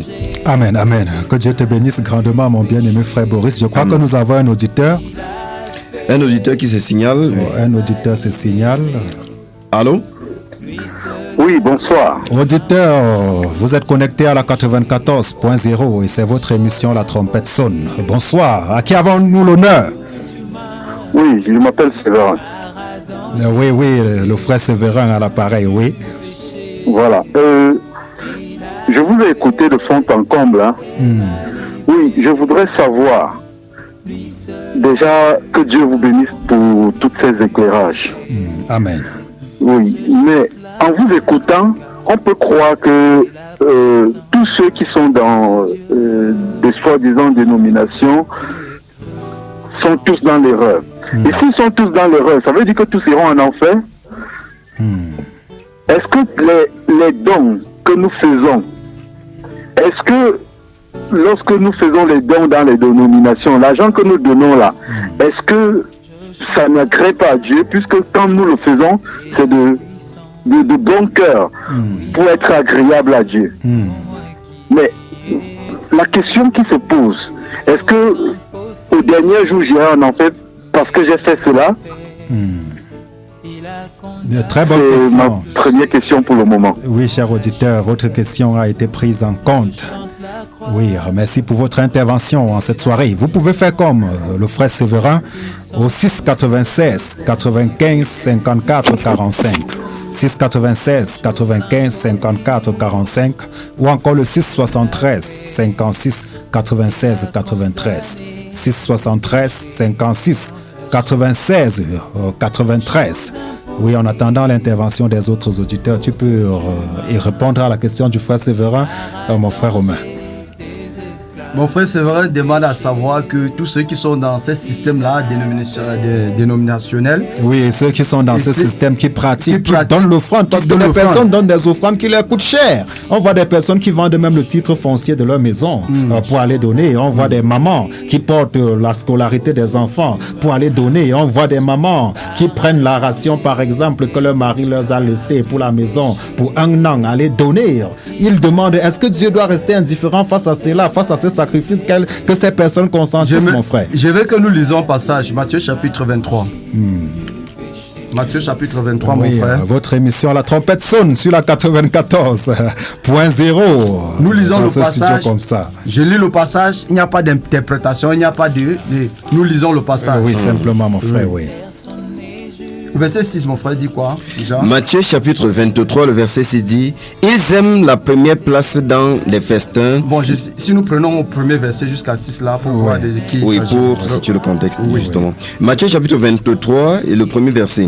Alors, Jésus parlant à la foule et à ses disciples dit: les scribes et les pharisiens sont assis dans la chaire de Moïse. Faites donc et observez tout ce qu'ils vous disent. Mais n'agissez pas selon leurs œuvres, car ils disent et ne font pas. Ils lient des fardeaux pesants et les mettent sur les épaules des hommes, mais ils ne veulent pas les remuer du doigt. Verset 5. Ils font toutes leurs actions pour être vus des hommes. Ainsi, ils portent de larges phylactères et ils ont de longues franges à leurs vêtements.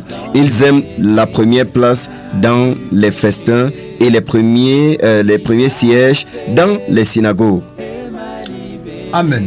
Lisons le verset 13, mon frère. Le verset 13, il est écrit: malheur à vous, scribes et pharisiens hypocrites, parce que vous fermez aux hommes le royaume des cieux et vous n'y entrez pas vous-même. Oui, et vous... 15.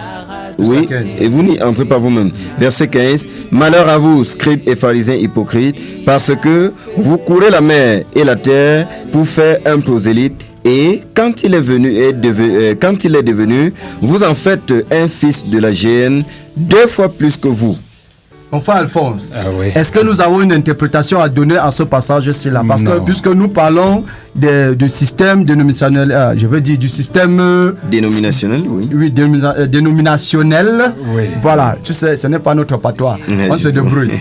Oui, nous parlons donc de ce système-là et le frère pose la question à savoir, tous ceux, imaginez, il dit tous ceux qui sont dans ce système-là, qui donnent les offrandes et tout, que si au dernier jour, iront-ils en enfer ou iront-ils au paradis? Donc prenons dans sa main. Ce passage nous répond clairement. Parce que nous voyons des pharisiens à notre époque, nous voyons des scribes à notre époque, et tous ces gens-là, on dit qu'ils coûtaient mais pour faire quoi? Des prosélytes. C'est-à-dire des faits de quoi? Des convertis. Ils cherchaient quoi? Des brebis.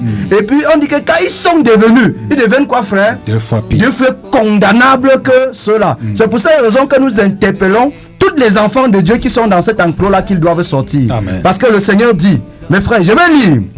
Ne vous mettez pas avec les infidèles sous un joug étranger, car quel rapport y a-t-il entre la justice et l'iniquité? Ou qu'y a-t-il de commun entre la lumière et les ténèbres? Quel accord y a-t-il entre Christ et Bélial? Ou quelle part a le fidèle avec l'infidélité, avec l'infidèle? Je dis, quel rapport y a-t-il entre le temple de Dieu et les idoles? Car nous sommes le temple du Dieu vivant, comme Dieu l'a dit. J'habiterai et je marcherai au milieu d'eux. Je serai leur Dieu et ils seront mon peuple. C'est pourquoi sortez du milieu d'eux et séparez-vous. Dit le Seigneur, ne touchez pas à ce qui est impur.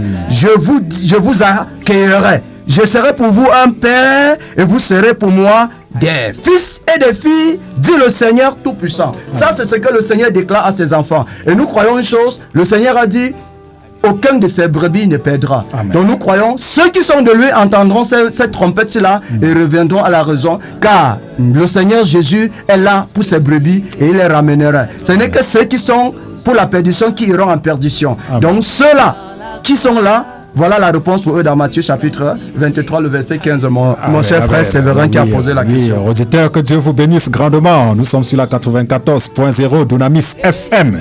Et en cette soirée, c'est votre émission La Trompette sonne. Dans quelques poussières de minutes, nous serons partis de ce studio. Juste le temps pour vous d'intervenir au 696 95 54 45. 696 95 54 45 ou encore le 673 56 96 93. Oui, il y a un auditeur. Allô? Oui, c'est l'auditeur qui revient. Oui, c'est encore Séverin. Hein? Oui. Voilà. Que Dieu vous bénisse. Amen. Que le Seigneur Jésus-Christ vous bénisse. Amen. Voilà. Maintenant, s'il faut que je sorte de ma dénomination, qu'est-ce que je fais? Lorsque j'écoute, puisque je vous ai déjà entendu plusieurs fois prêcher, que vous ne prêchez pas la religion, vous ne prêchez pas votre église. Maintenant, si je sors, vous dites que je suis le temple de Dieu. Maintenant, si je sors, dois-je aller me coucher à la maison parce que je suis le temple de Dieu et lire seulement ma Bible? Ou bien qu'est-ce que je fais? Oui, le frère Romain doit simplement lire le deuxième volet de ce verset qu'il a pris. Le Seigneur déclare, il dit, vous êtes le temple de Dieu, du Dieu vivant, comme Dieu l'a dit. J'habiterai et je marcherai au milieu d'eux. Je serai leur Dieu et ils seront mon peuple. C'est pourquoi sortez du milieu d'eux. Séparez-vous, dit le Seigneur, ne touchez pas à ce qui est impur et je. On n'a pas dit que et les prédicateurs vous accueilleront. Amen.